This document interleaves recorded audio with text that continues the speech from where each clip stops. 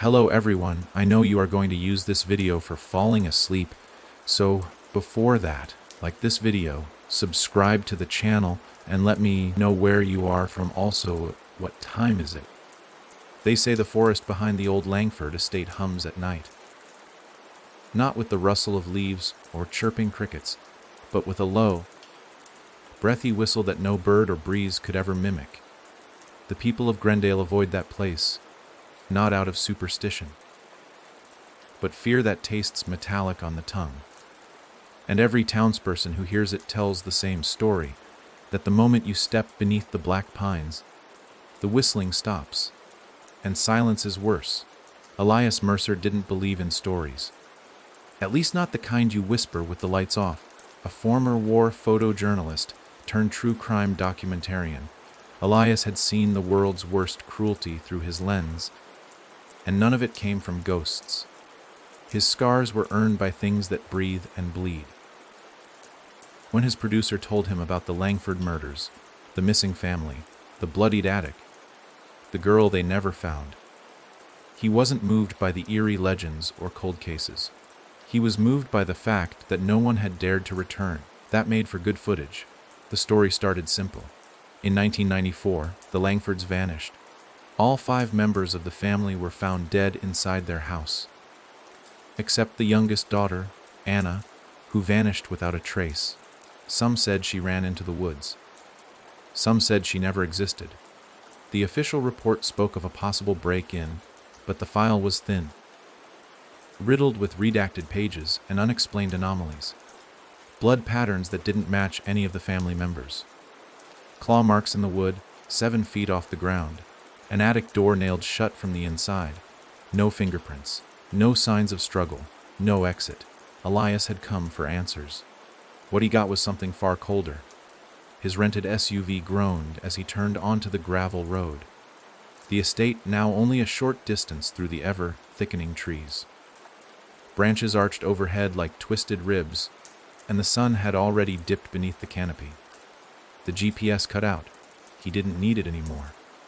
The house, nestled deep in the woods, had a way of showing itself. He stopped the car when he saw the deer. It stood in the middle of the road, motionless. Its eyes, glassy, black, and unblinking, locked on his. Blood dripped from its mouth, but it didn't move. Elias blinked. The deer blinked back, then turned and walked silently into the woods. He told himself it was injured, that the blood wasn't fresh. That wildlife acts strange when humans intrude, but the lie felt too neat, like he was reciting a line someone else wrote. Still, he pressed on. The Langford house rose from the earth like a tombstone. Weather, beaten shingles, shattered windows, and vines that coiled through cracks like veins. But it wasn't the look of the place that chilled Elias, it was the sound. Or rather, the lack of it. The forest was utterly, oppressively silent. No birds, no wind, and the whistling, gone. The silence was thick, heavy. He grabbed his gear and stepped inside. The front door hung open, its hinges swollen from decades of rain. The floor creaked in long, sighing moans beneath his boots. He took out his camera and began recording. The living room was untouched, frozen in time. Toys lay scattered.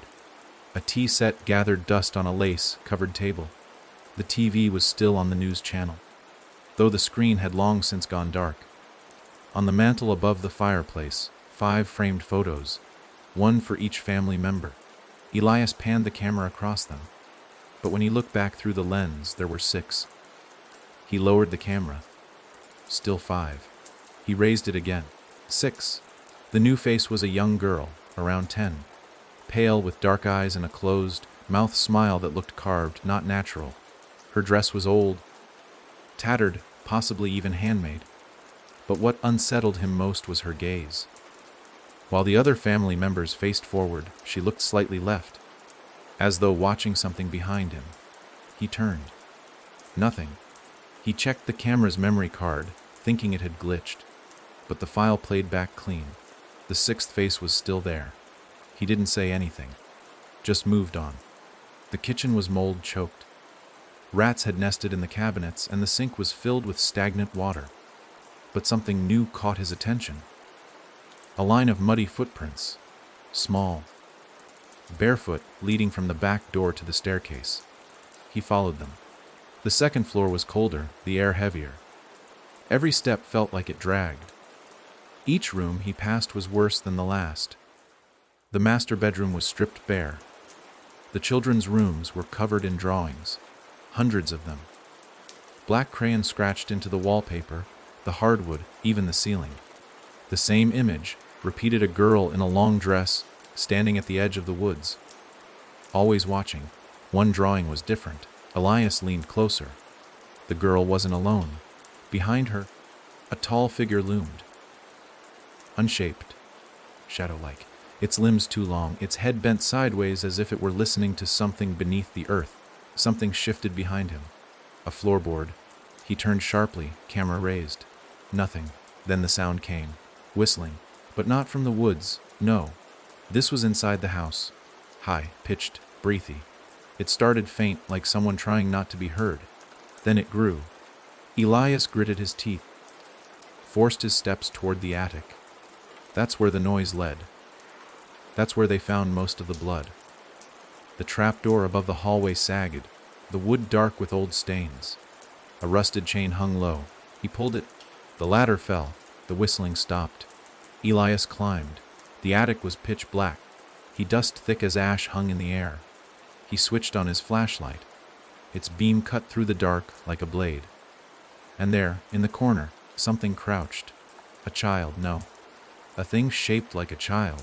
It turned slowly, and Elias staggered back. The face was half-formed, cheeks sunken. Its mouth too wide, eyes a milky blur. It looked like the girl from the photo, but distorted. She opened her mouth, and the whistling returned. Except now, it was coming from her throat. And then, a whisper: "You shouldn't have come." The flashlight died. Everything went black. When Elias came to, it was morning. He lay sprawled in the grass behind the house, camera beside him. It still recorded. He watched the footage later, back in his hotel room. It ended at the attic, just static. But in the last 5 seconds, something flickered through. A single frame. A face. The same as the photo, now right behind him, smiling. And on his arm, fresh in the skin, a line of black crayon. A drawing. The girl. Standing at the edge of the woods, with something behind her. Watching. Always watching. He tried to scrub it off. He couldn't. The ink had sunk too deep. And when he finally shut the footage off, the room fell silent. Too silent. That night, as Elias lay in bed, he heard it. The whistling. Not outside. Inside, just down the hall. Coming closer. The whistling didn't fade. It grew bolder, steadier, seeping through the thin walls of the motel like smoke through cracks. Elias held his breath beneath the sheets, the camera still clutched in one hand. A ridiculous reflex. His military training had long ago taught him better than to hide. But instinct is strange when fear takes hold. The sound wasn't natural. It didn't carry the erratic air of someone whistling a tune. No melody. Just a single, breathy note, long and deliberate. Like someone dragging a nail down a window pane, slow, drawn out, with cruel intent. And it was moving. Down the hall. Closer. Elias sat up and scanned the dark.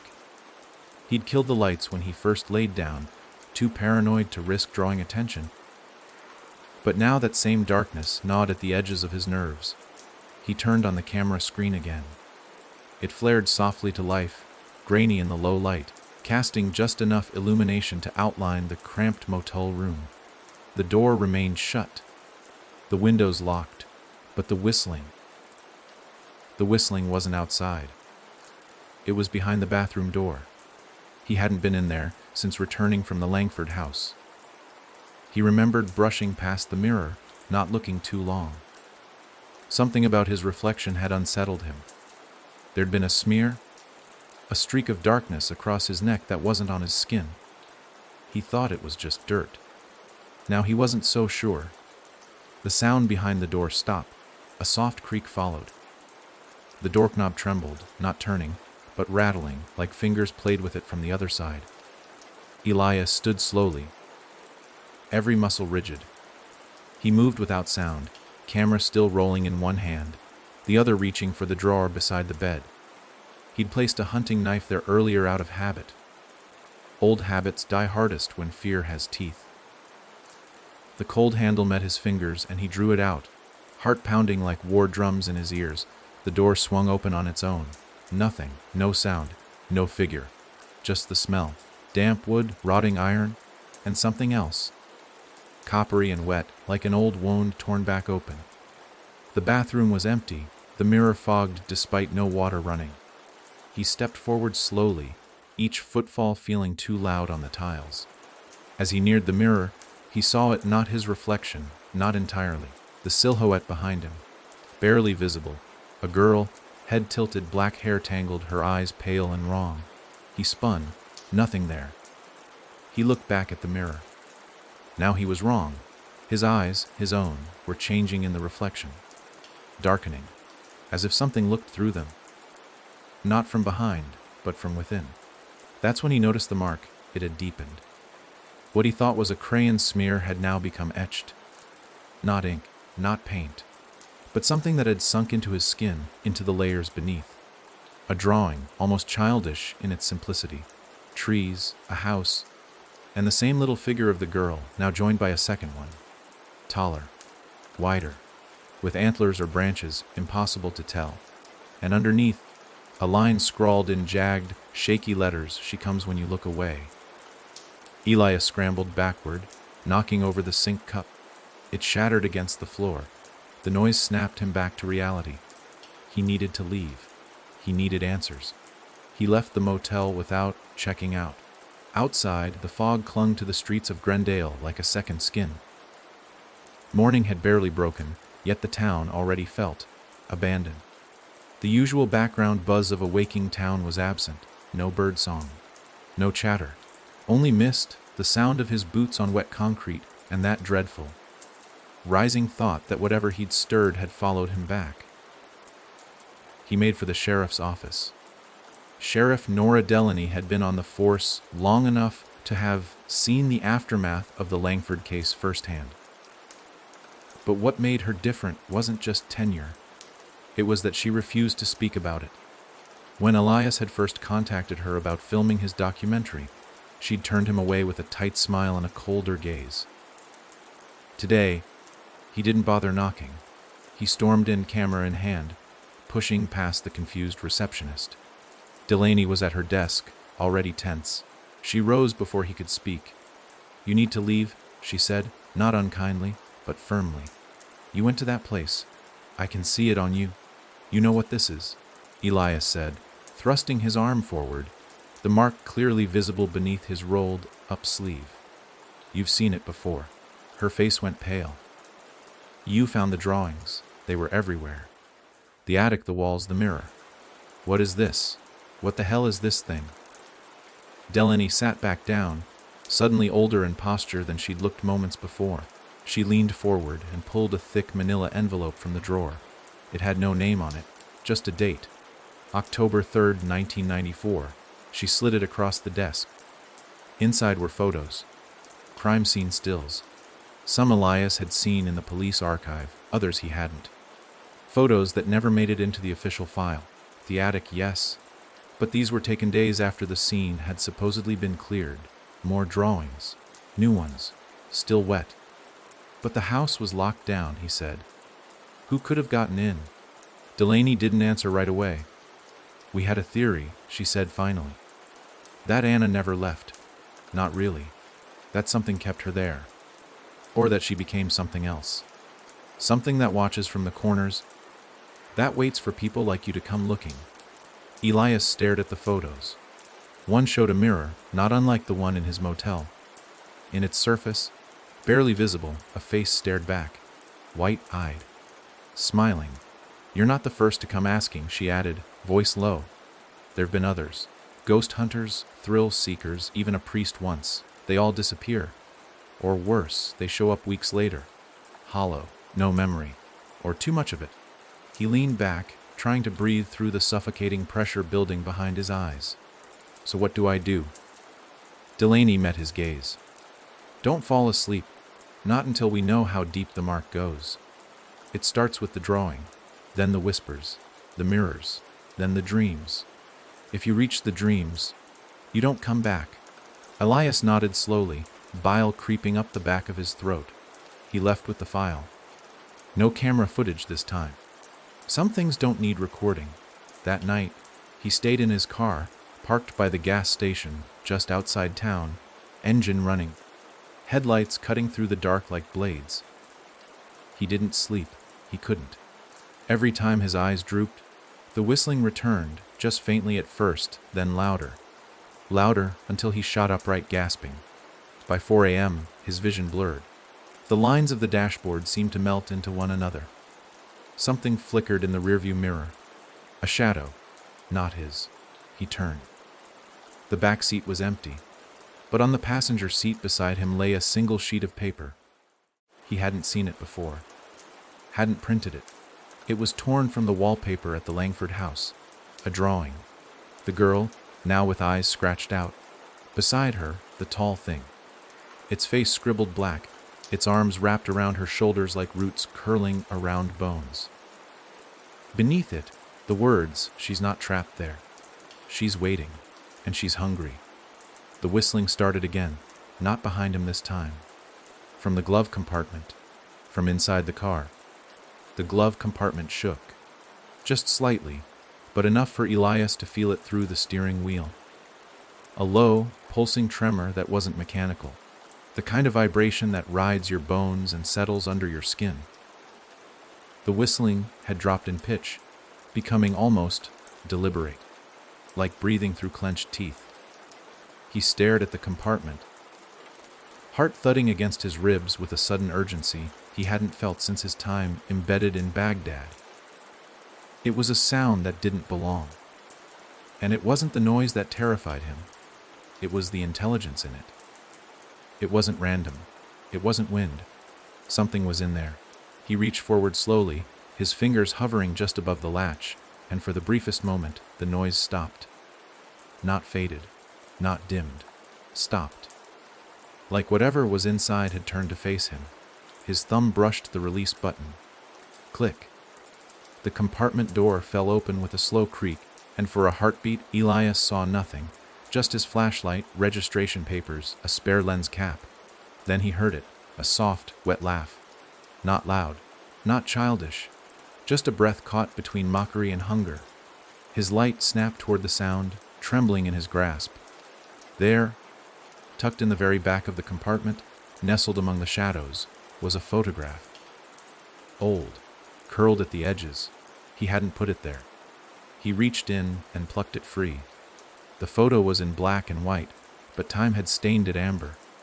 It showed the Langford family, posed in front of the house, all smiles.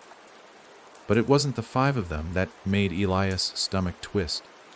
It was the 6th figure, off to the left, almost missed. A small girl turned halfway toward the woods, face blurred, as though she moved during the shot, or something else moved her. She didn't look like Anna.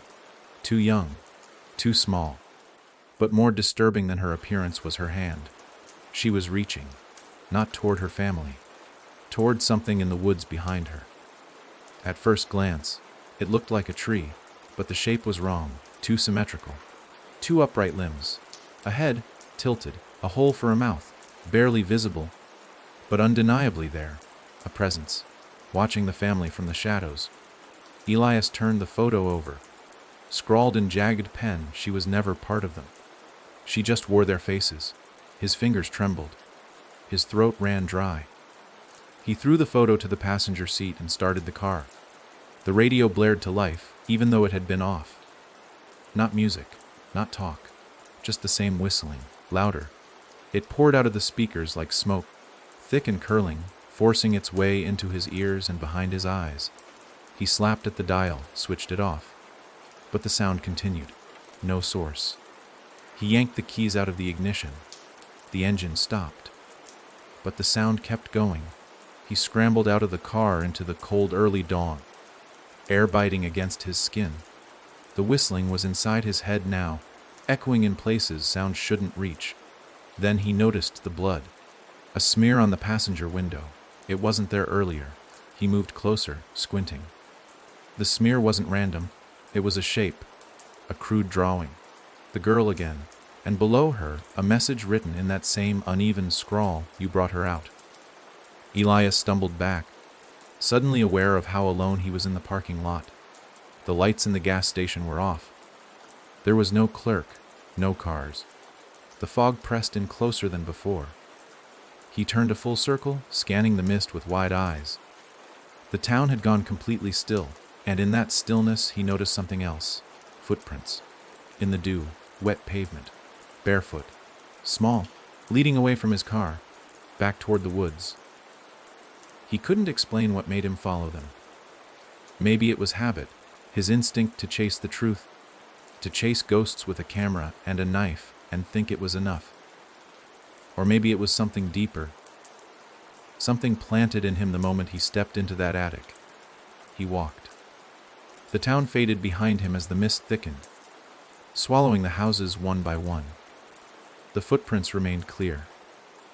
Too clear, like they weren't just pressed into the ground, but burned there. They led him past the Langford estate, its broken windows now covered from the inside with something dark and fibrous, like wet vines.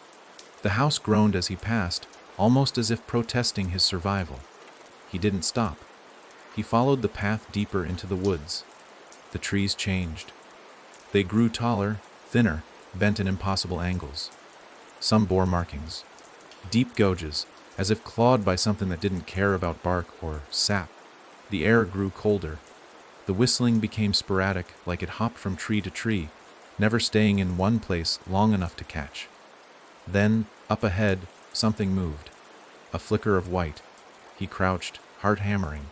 It was a girl, barefoot, in a white dress, matted with dirt and dried blood. She stood facing away from him, at the edge of a clearing he hadn't seen before. Her arms hung limp, her head tilted too far to one side. Elias raised the camera without thinking, and then she spoke, not to him, to the woods. "You promised," she said in a voice so low, he barely heard it. "You said I'd be real." She turned slightly, just enough for him to see her profile. It wasn't Anna. It wasn't the girl from the photo. It was something else. Her face was blank, skin pale as bone. No eyes, just two smooth, empty hollows. Her mouth hung slightly open. From it came the whistle. It wasn't breath. It wasn't voice. It was a signal. Something moved in the trees. Not walking. Not running. Slithering. The girl's head twitched toward Elias and she smiled. "There you are," she whispered. "I was waiting." Behind her, from the tree line, something stepped forward. No eyes, no clear form, just a towering silhouette wrapped in skin that pulsed and stretched like wet leather. Antlers. Branches. Elias couldn't be sure. It didn't move like an animal. It didn't move like a person. It moved like a thought, slow and invasive. The girl walked backward into its arms. And they accepted her, wrapped her, absorbed her. She was gone in seconds. The creature turned its head toward Elias. He ran. He didn't look back. The sound followed. Not the whistle now, but the laugh. Soft. Knowing. He didn't stop until the town reappeared, until he saw cars, streetlights, motion. The sounds of the living. But even then, something was wrong. Everything was delayed. The lights flickered out of sync. A dog barked, but the sound came half a second too late. A woman pushing a stroller froze mid-step, blinking in slow motion. And when Elias caught his reflection in a storefront window, his stomach dropped. It wasn't him. It was the girl, just for a blink. Then his own face returned, pale and drawn and soaked with sweat. The whistle was gone. But in its place came the words he hadn't spoken aloud. "She's inside." It started with the silence again. The whistle had stopped. Yes, but silence could be worse. Elias stood frozen in front of the storefront glass, breath fogging the window, heart crashing in his chest. He was staring at himself, wasn't he? His own face, same hollow-eyed exhaustion, same stubble lining his jaw. But something about the image still felt off, like he was seeing himself through someone else's eyes. And for a split second, just before the reflection returned to perfect sync, His mouth had smiled. Only he hadn't. The smile had lingered. He stepped back from the glass as if it might bite him. His body ached, legs trembling from the run through the woods, lungs still pulling in sharp, broken gasps. Morning had settled into the town, but the air remained heavy and thick, like something unseen coiled through it. People were beginning to emerge now, sleepy, eyed, unaware, stretching on porches, sipping coffee, oblivious. None of them seemed to hear the thing that had followed him. None of them noticed that time didn't feel right. That sound came late. That nothing was exactly real. He couldn't decide which was worse, that they didn't know, or that maybe they did, and had simply learned to live with it. Elias didn't go back to the motel. He didn't go back to his car. He went straight to the church. St. Harlow's was one of those aging wooden structures that leaned under its own weight. It looked like it had been rebuilt half a dozen times, but never properly finished. The paint peeled from the walls like scabs, and the bell tower creaked in the wind, even though there was none. He didn't believe in prayer. Not since Fallujah. Not since he'd seen what people did to each other with knives and wire, but instinct drove him here. If the thing he brought back came from the woods, maybe the only place it couldn't follow was one built for the opposite. The priest was already waiting. Or rather, a man in a priest's collar who looked more like he hadn't slept in weeks. Gaunt face, eyes too wide. Knuckles swollen from gripping something too tightly for too long. "You've seen her," the man said before Elias could speak. Elias paused on the threshold. "You know what it is." "Not what?" "Who?" That stopped him. The priest turned, walking slowly down the center aisle, past cracked pews and dusty hymnals. "They think it was Anna Langford. They're wrong. Anna was just the vessel, just the open door." Elias followed, eyes scanning the stained, glass windows. One was broken, a jagged hole spiderwebbing through the face of St. Jude. Through the tier, the trees outside swayed, not from wind, but as if breathing, as if aware. "She's called by many names," the priest continued, "but she doesn't need you to know them. She only needs you to look." Elias sat down heavily on one of the pews. The drawings.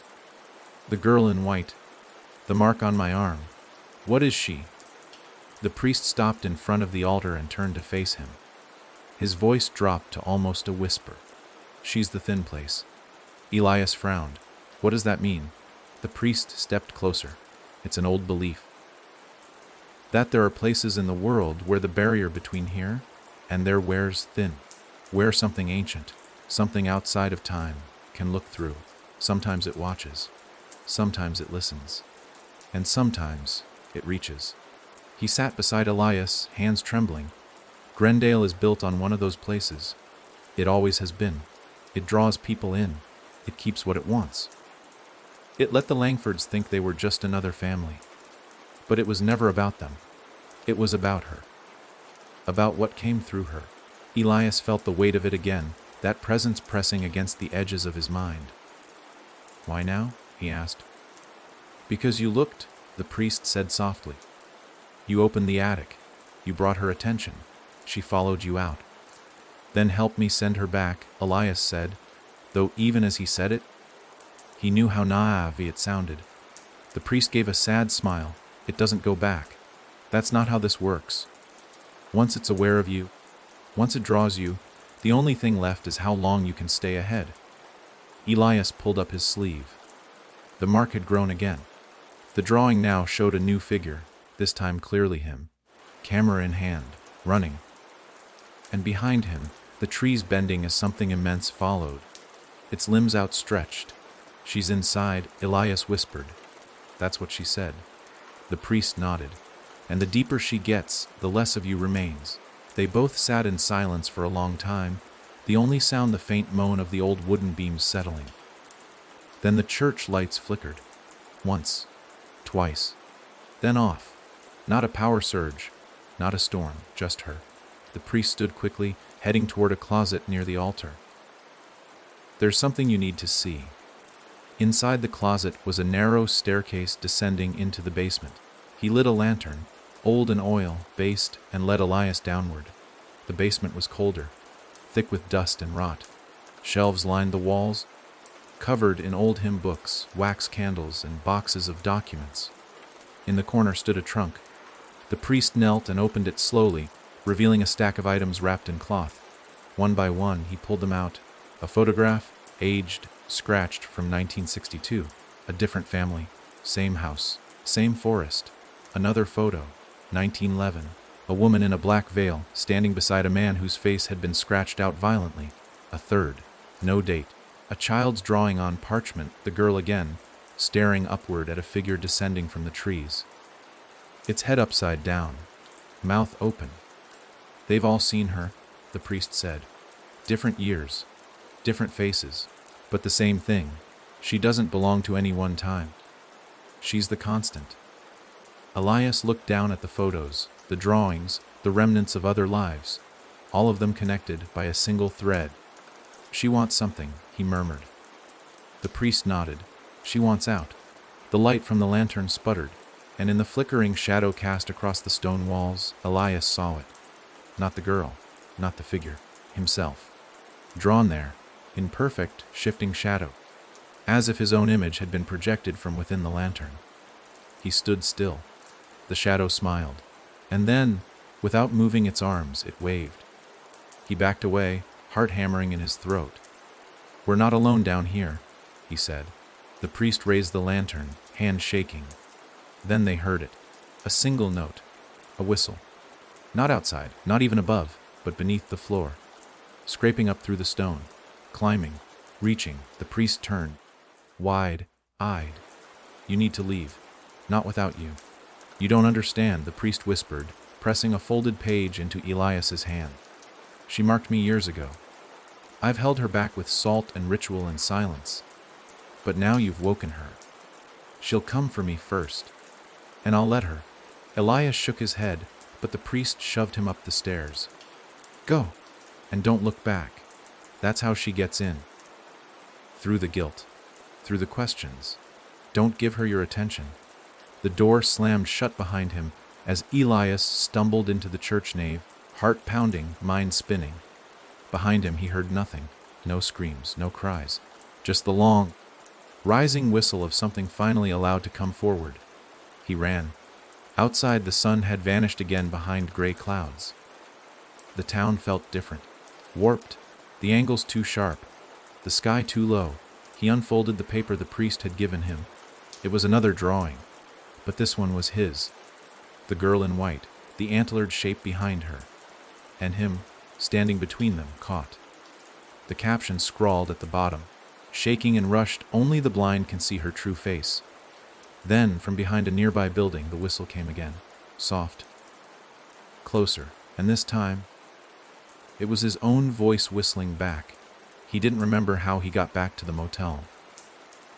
One moment he was standing outside the broken church, clutching the priest's final message in shaking fingers, and the next he was inside the familiar cracked, walled room with the smell of mildew and old soap pressing into his sinuses.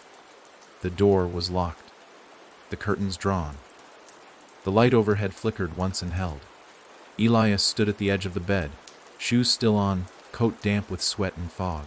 He didn't trust this, not the quiet, not the stillness, not even his own body, which now felt unfamiliar.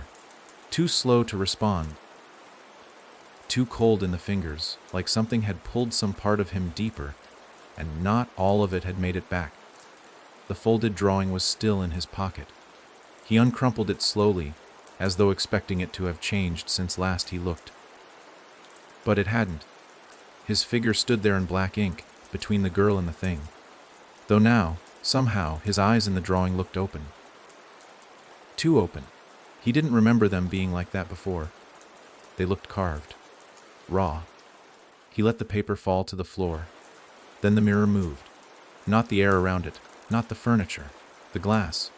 It shimmered slightly, like heat rising from asphalt. Elias blinked hard, once, twice. The ripple remained. He stepped closer. There was no reflection. The mirror was blank. just a wall of gray where he should have been. He reached out, hand trembling, fingers barely brushing the cold surface. Then the glass grabbed him. Not physically, there was no sensation of touch, no hand or claw, but something latched on through the reflection, a pull behind the eyes, a tug inside his skull. He staggered backward, but the image didn't return. It still showed nothing. Or worse, he was looking at the wrong side. A voice whispered from the mirror. Not the girl, not the priest, it was his own voice. Whispering, "I see you." He flinched and turned toward the door. Still locked, no sound from outside. Just that hiss of static from the old TV set in the corner, which had somehow turned itself on again. Snow on the screen. Nothing more. He didn't want to look back at the mirror, but he did. And this time, there was a reflection. Not his. It was the girl. Her face was the only thing visible. White, sickly pale, lips dry and cracked, eyes no longer hollow, but filled with something worse, awareness. She saw him through the mirror. Her head tilted slowly, just like it had in the woods, and her mouth moved in a mockery of speech. Though the sound that came out was all wrong. "Do you know what you brought back?" Elias staggered away from the mirror. "You think she lives in drawings," the voice said. "You think it's the whistle. But those are just keys. It's not the sounds that call her. It's the attention." The girl reached a hand toward the glass, and behind her, the shadows coiled. The antlered shape began to appear again, blurry, towering, a smear of black against the gray. It bent down behind her. Close, loving almost, its limbs encircled her shoulders. She smiled. "She found her face in me," the girl whispered. "But she wears yours now." The TV flared with a blinding flash, and Elias cried out, shielding his eyes. When he looked again, the mirror was normal. His reflection had returned. But it wasn't quite right. He stepped closer, breath held, blood thudding in his ears. At first glance, it was him. The tired, haunted face, the pale skin, the deep, set eyes. But the expression was wrong. Too relaxed. The corners of the mouth turned up slightly, smiling.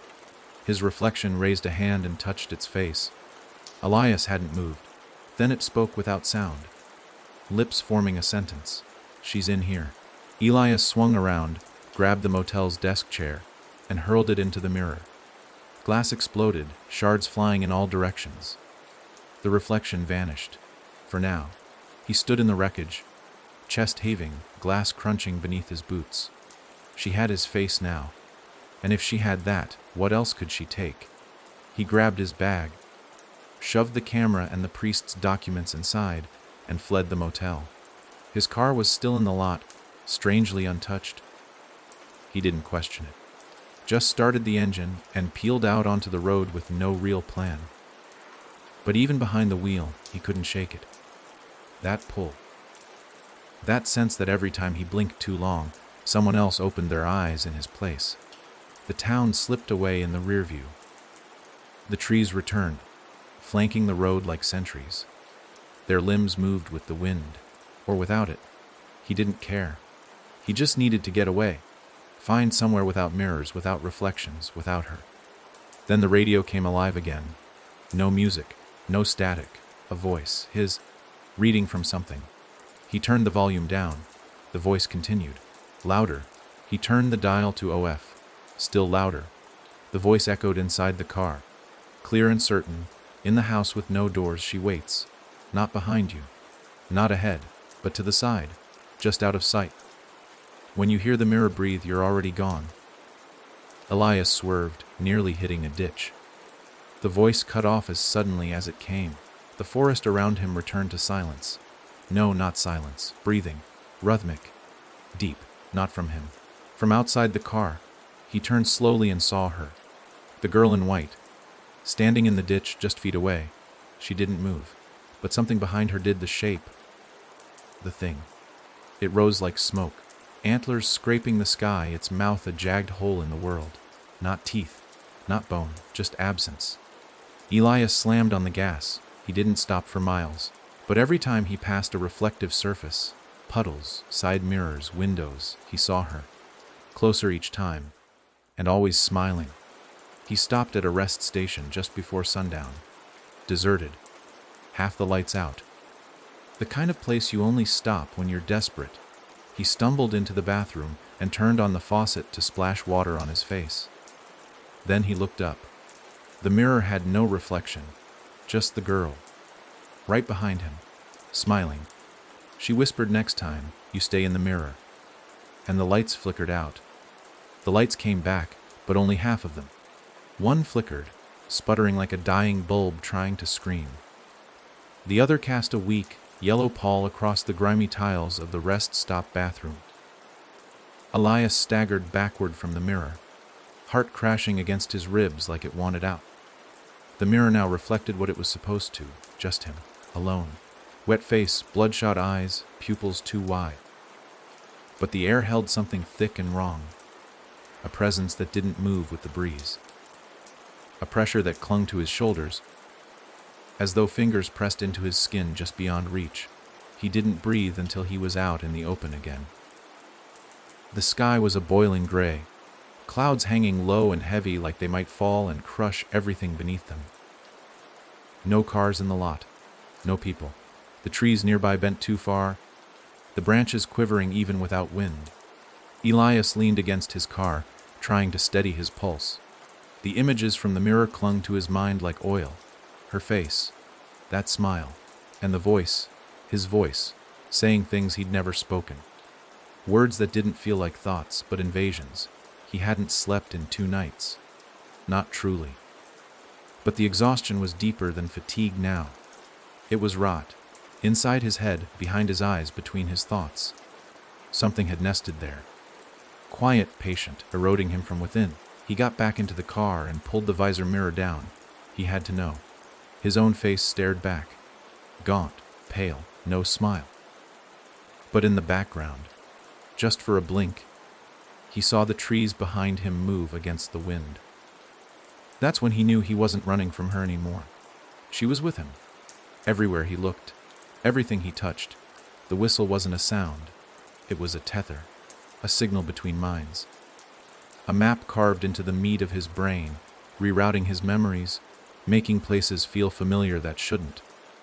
The gas station he passed next looked just like one he'd seen as a child. But he'd never been to Glendale before. Had he? Doubt started to infect his memories. He couldn't remember where he grew up. Not clearly. Faces blurred. Dates slipped. Names caught on the tip of his tongue and refused to come free. He drove aimlessly for hours. Through winding country roads. Past fields that looked rotted from the root. Past a scarecrow that turned as he passed. His hands clutched the wheel harder than needed, as if afraid letting go might invite something into the space he occupied. Then he saw the motel again. The same one. Or a copy. Same peeling sign. Same red neon buzz. But it wasn't supposed to be there. He had driven over 100 miles. No way he could have circled back. No turns, no loops. Straight roads. Straight shots. And yet here it was. The motel, waiting for him. And in the window of room 6, the curtain moved. Elias parked. Against every instinct screaming inside him, he got out. The air smelled like iron and wet earth. The wind had no direction. It pushed from all sides at once, suffocating. He walked toward room 6, each step feeling like a betrayal to logic. The curtain continued to move in slow, lazy waves even though the windows were shut. He reached the door. It opened on its own. Inside, everything was identical to his first stay. Same stains on the wallpaper. Same broken lamp. But there was no broken mirror this time. It stood whole, waiting, and on the bed sat a child. No, a shape, wearing a child's skin. Its head was tilted, that same impossible bend. The face wasn't the girl's anymore. It was a blend, her features mixed with his own. Same eyes, same mouth, watching him. "You're not supposed to be awake," it whispered. Elias didn't speak. Couldn't. The thing on the bed stood, bones creaking as though each joint had learned the motion only recently. "You brought me back," it said, voice soft and raspy. "So I gave you a gift." He shook his head. "You're taking everything. My memories, my face, my voice." It smiled. You never needed them. And then, as it stepped closer, Elias saw behind it the wall, covered in drawings. Not the crayon scribbles from the Langford house. These were photographs. Hundreds of them, each one of him. In places he'd never been, standing in forests, kneeling in basements, looking into mirrors. And in every one, the same thing, always behind him, just barely visible. The shape, the watcher, always smiling. You see now, the thing said gently. You didn't come to find me, I was you. Elias turned, ready to flee, but the door was gone. In its place a mirror. A perfect wall of silver, and reflected in it, nothing. No room, no furniture, no motel, just woods, black cold woods, and a house far in the distance. The Langford house. It called to him. The reflection moved. Not him. The mirror moved. Closer, faster, until the glass swallowed him. No scream, no crash, only a sound. A whistle.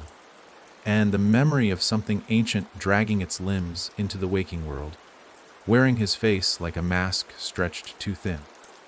And in that final moment, before he was fully consumed, Elias remembered something that wasn't his memory.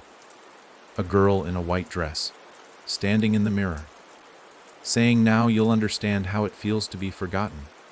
The glass rippled, and he was gone. It was raining when Elias opened his eyes. A slow, heavy kind of rain, the type that made the world feel distant, muted. The first thing he registered was the ceiling. Wooden, old, beams darkened by age, warped and water-stained. He didn't remember falling asleep, much less lying down, but now he was on a mattress with no sheets, no frame. Just a slab of cloth and rusted springs set in the center of a room that didn't make sense. The walls were wrong. They curved slightly inward, like the room was breathing. No windows, no doors, just that awful, lumbering wet noise of the rain and the sound of something slow pacing above him.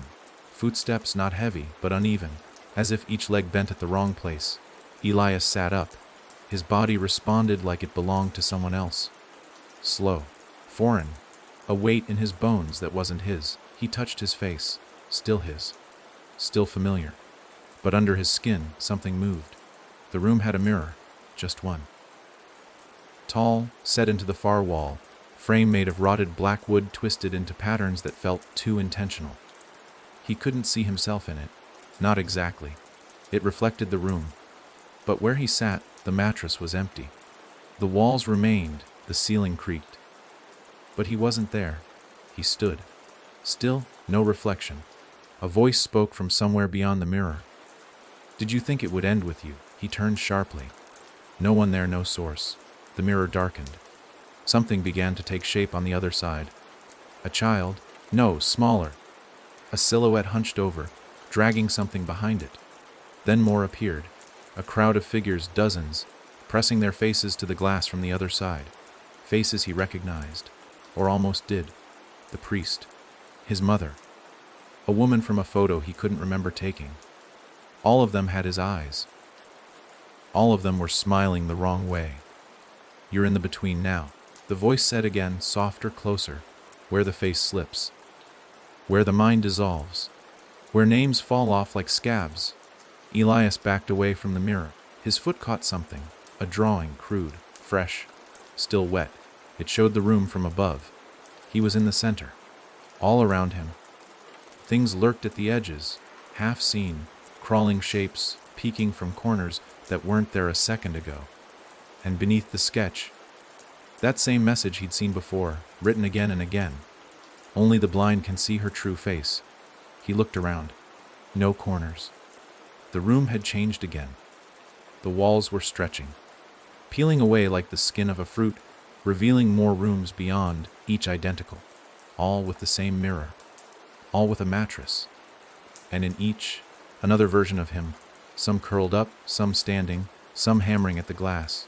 Elias screamed. The sound didn't echo, didn't even fill the space. It was swallowed immediately. Like the room itself didn't allow sound unless it wanted it. One of the other Eliases looked up suddenly, pressing both palms to their side of the mirror, mouthing something silently. Elias stepped forward, watched, focused. The other Elias whispered, "She's you now." A sudden sharp knock echoed from above, then another, something descending. The ceiling bulged. A wet, meaty crack as part of it split open, and a long, pale limb reached down.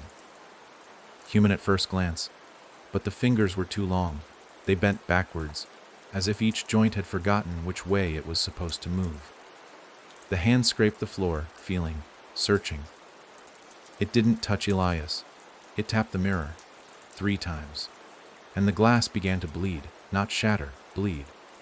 Dark liquid dripped down the pane, pooling at the base, and with it came the whistle again, low, haunting, now layered with voices, children, women, Elias himself, all blending together into a note that didn't sound like warning or welcome. It sounded like claiming. The mirror began to pulse. Elias backed away, turned toward one of the peeling walls, and sprinted through. The new room was narrower, more jagged. The floor tilted downward slightly, like a funnel. He followed it. The whistle followed him. Always behind, never ahead, he ran through the next room, and the next, each more distorted than the last. Furniture began appearing. Beds with teeth, chairs that twitched when passed. A hallway lined with portraits that shifted when not looked at directly. All of them bore his face. Not just his now, but younger. As a child. As a teen. At his father's funeral. At a birthday he didn't remember having. Each version of himself seemed older than the last. Worn. Erased. He stumbled into a room, lit only by a single hanging bulb swinging slowly. Beneath it, a desk. On it, a single object, his camera. He approached it cautiously, fingers brushing the edge. The screen flicked on. Static. Then an image. The Langford attic. The girl in white. Facing away, she turned. Not toward the lens. Toward him. Not the recording. Not the camera. Him. She was watching now. "Stop watching," she whispered from the screen. "That's how it begins." The bulb exploded. He fell backward into darkness. This time, the whistle was everywhere. It came from inside his ears, his chest, even the floor. The room breathed in and exhaled. And then came the voice he feared most. Not hers, his own. But not as he spoke now. It was younger, terrified, choking. "Don't let her put the mask on you." Elias opened his eyes. He was back in the Langford attic. Daylight through the slats. Dust in the air. But he couldn't move. Not his limbs. Not his eyes. He realized he was looking through the mirror, trapped behind the glass. And from the other side, he watched himself enter the room. Alive, unafraid, unaware, and smiling. The first time Elias saw himself step into the attic, it didn't feel real. Not like déjà vu. Not even like a memory.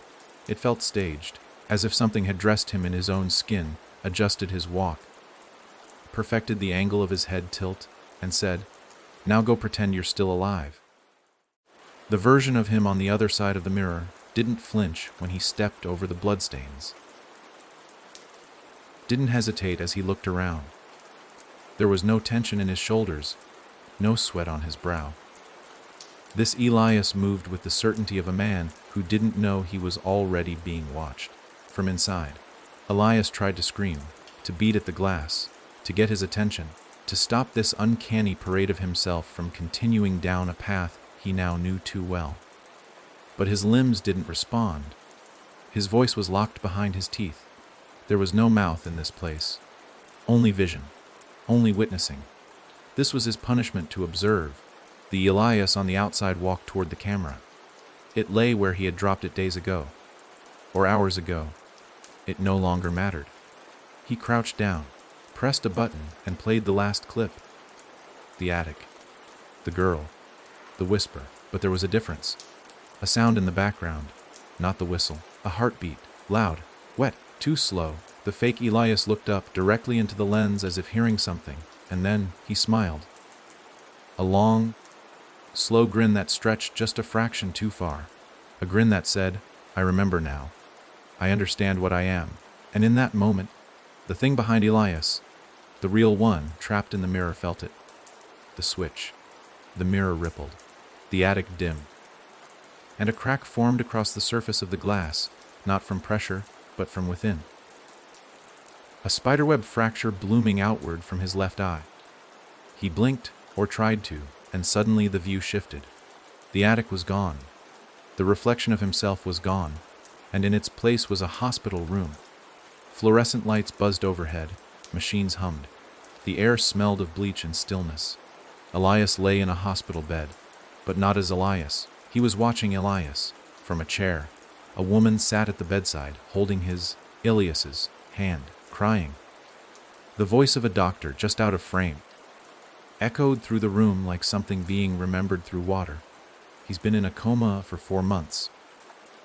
No brain activity. Just basic motor responses. The woman whispered he used to scream in his sleep when he was a boy. Said there was a girl with no eyes in the mirror. The camera in Elias's mind reeled. This wasn't a vision. It wasn't a trick. This was before. Before Grendale. Before the Langford house. Before all of it. The whistle hadn't started after the attic. It had always been there. Patient. Waiting. Growing in the dark corners of his mind. And now it had come full circle. The Elias in the bed stirred. Not much. Just a twitch of the fingers. A small, unconscious curl of the lips. The whistle returned, barely audible, but the woman heard it. She gasped. "Did you hear that?" He whistled. "He whistled!" The machine stayed steady. But Elias knew. That wasn't him. Not anymore. He was still trapped, still behind the glass, still staring at the life that used to be his, because now she wore it. She was Elias, and no one could tell. Not the doctors, not the crying woman. No one. And as the woman leaned forward, sobbing over the hand of the man in the bed, Elias saw it. A flicker in the reflection of the window. The girl, behind her, smiling. Her mouth moved, and Elias, trapped, broken, unseen, read the words clear as fire, "Now you watch." The room dissolved again. The hospital lights stretched into long, buzzing lines, then melted into colorless sky. The bed became a floor. The floor became the woods. Elias blinked, and suddenly he was upright, moving, walking through black trees with no direction. Alone, until he saw it. Not the Langford house. Not the motel. Not even the mirror, a doorway. Floating. A rectangle of pure black, framed in rotting wood. No walls. Just the door open, waiting. He stepped through, and emerged into a hallway lined with televisions. Each screen showed him, in different moments, running, sleeping, screaming, whispering, smiling. But each version was her, wearing his face. Each frame a lie, a mask, a memory twisted by time and will. One screen showed him back in the motel, watching the mirror shatter. Another showed him dragging something into the woods. Another, he couldn't look at for more than a second. It showed the priest, eyes gouged, lips sewn, and Elias smiling behind him. He dropped to his knees. "Stop it," he rasped. "I didn't do this." A voice whispered from all the screens at once, "You didn't. But she did through you." The televisions went dark, and the whistle returned. One long, unbroken note. It echoed in his chest, his teeth, his spine. Then silence. Then a girl's voice, right behind his ear. "Your turn now." He turned. And there she stood, but not the girl. Him, her as him. Elias, perfect in form, empty in soul. Smiling that smile. "Let's switch places again," she said. "I liked being you." And then everything turned black. Not like night, not like sleep, like erasure, like being unwritten. And all Elias could do was fall backward into the dark, as the world forgot his name. And the thing that wore his skin walked forward, humming softly, heading toward someone else's mirror. Somewhere in the dark, Elias opened his eyes again. But it wasn't the same darkness. This wasn't the blank, suffocating black of unconsciousness or dream. It was textured, moving, breathing, like ink suspended in water, curling and shifting, whispering in colors no one should see. He didn't feel his body, not at first. Just the sensation of falling, endless and slow, through the void. Then, suddenly, he stopped, not with impact. More like the dark had caught him, held him, and then began to shape him. He tried to scream. No voice. Tried to move. No limbs. But something was moving around him. Cold, curious things. Fingers without hands. Eyes without lids. The dark spoke. Not in words, but in pressure. Each thought pressed into him like nails driven into soft wood. He was no longer Elias, not fully. The name was fading. Memories frayed like old film, melting under too much heat. He tried to remember his mother's face. Couldn't. Tried to picture the Langford house. Blank. All that remained was her. The girl in the mirror, the one who smiled with his lips, the one who wore his voice like a favorite coat. She hadn't just taken his place. She was replacing him. And now he was in the place where faces went when they were discarded. Forgotten things. Elias felt it before he saw it. The wall. A massive, endless surface rising before him, stretching beyond comprehension. At first he didn't understand what he was seeing. Then he realized. It was made of faces. Thousands of them, pressed into the surface like wax seals on old letters. Twisted in agony, locked in mid-scream, lips curled into eternal sobs or silent horror. Some were children, some were old. Some had no eyes, just dark pits where the world used to live.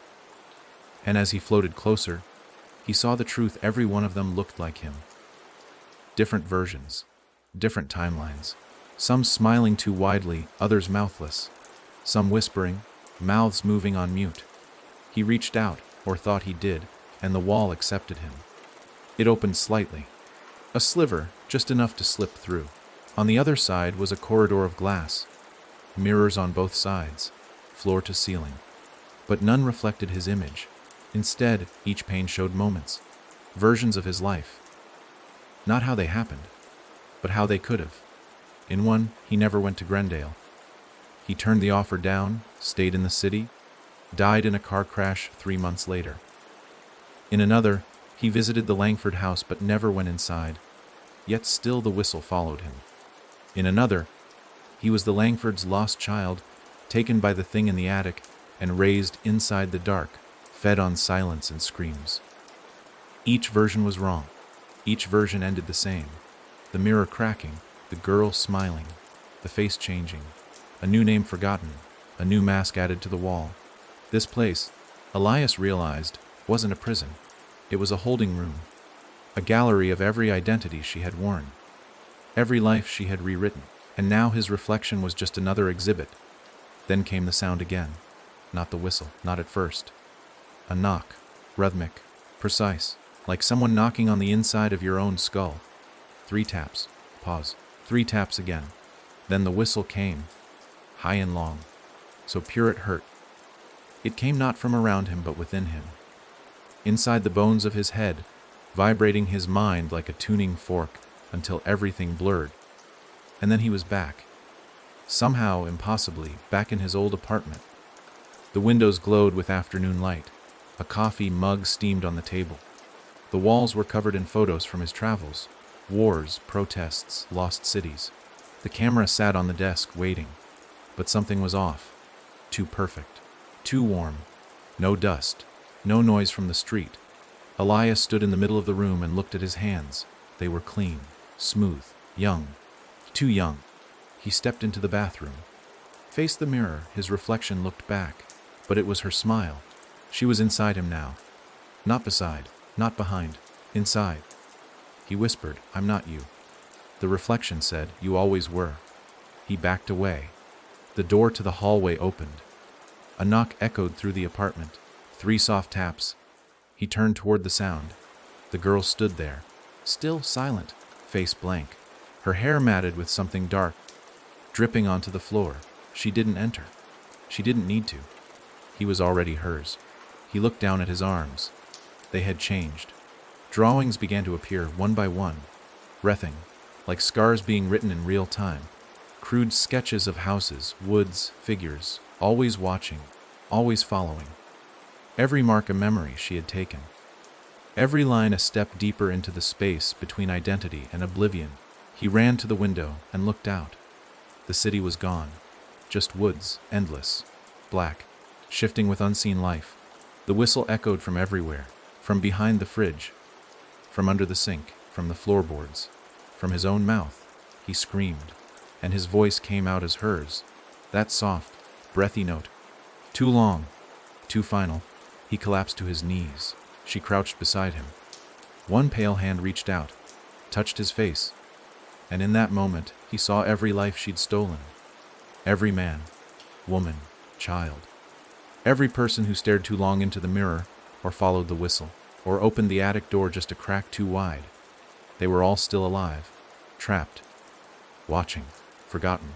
The girl leaned in close, lips almost brushing his ear. Her voice was not hers. It was his mother's. "I told you not to look into the mirror too long, alive." And then she blew gently into his ear, and he remembered nothing. Not even his own name. He woke up on a park bench. That was the first thing he noticed. Cold metal against his back, damp from morning dew, the slow creak of rusting joints when he shifted. The second was that he had no idea how he'd gotten there. The world around him looked too still. A fog hung low over the grass, muffling sound and blurring outlines. Trees stood like tall, rotting teeth in the distance, their trunks twisted unnaturally, bark peeling like burned skin. He sat up slowly, his head pounding with a dull, syrupy ache, the kind that feels deeper than the skull, the kind that settles into memory. Memory. That word hit him strangely. He knew what it meant. He could define it, describe it, but when he reached for his own, there was nothing. Just scattered fragments, a face, a scream, a dark room with no corners. The flicker of a television screen playing images that shouldn't exist. He pressed his hands against his temples, trying to force something to rise from the fog, but all that came was a sensation. Not pain, not fear. Loss. He stood and looked around. The park was empty, if it was even a park at all. No signs. No benches beyond the one he'd woken on. Just grass that grew too tall and a path of cracked stone stretching into the fog like a dead vein. He started walking. He didn't know why.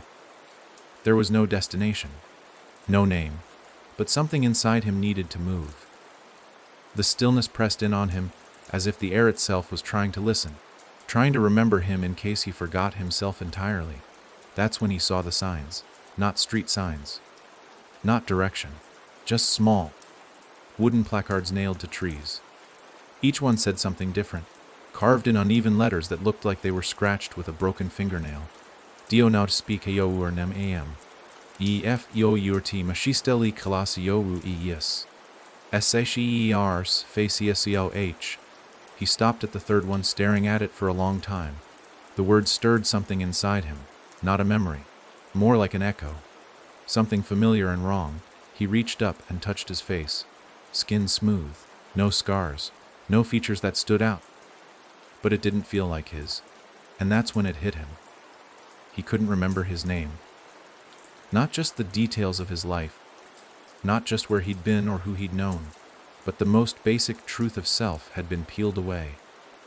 He whispered, "Who am I?" And the forest answered. Not with a sound, not with words, with silence so loud it seemed to claw at the inside of his ears, a vacuum where a voice should be. It was as if the world paused, leaned in closer, and waited to see what he would say next. He kept walking. The trees thickened around him, the path becoming less a trail and more a suggestion. He passed more signs. Wao jair ur reflekition. Nondo sishis lokiun jotaro hou. Duo ent ur at rund. That last one made him stop cold. The urge to look behind him was instant, primal. Something ancient in his spine needed to confirm that he was alone.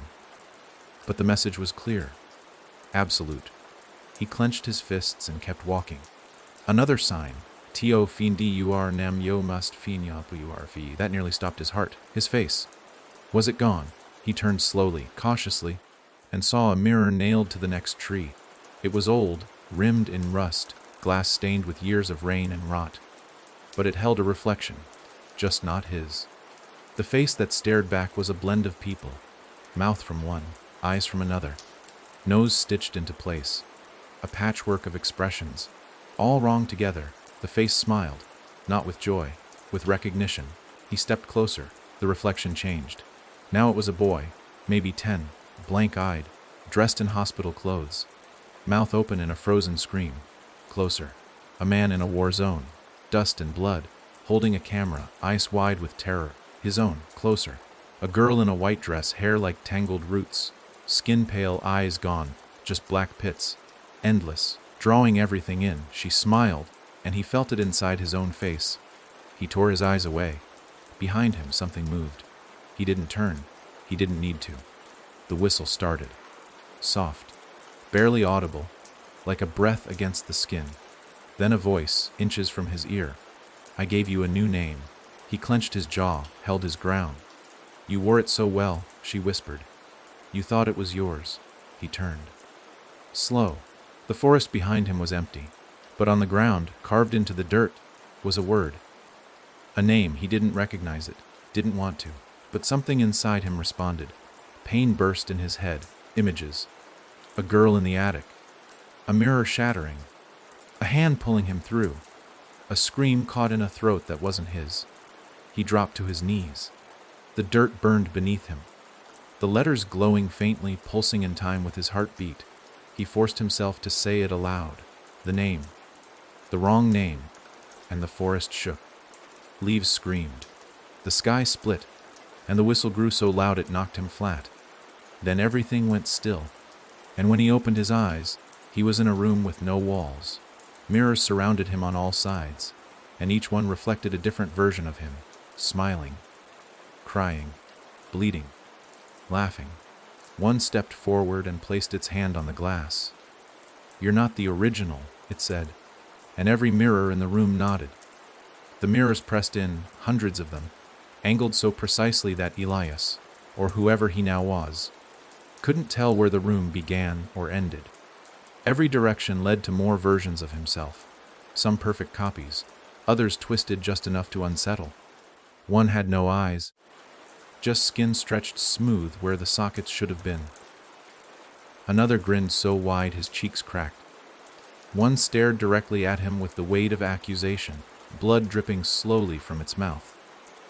He backed away, but there was nowhere to go.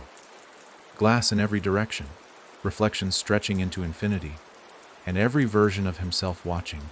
Some moved when he did, others didn't. A few mouthed things he couldn't hear.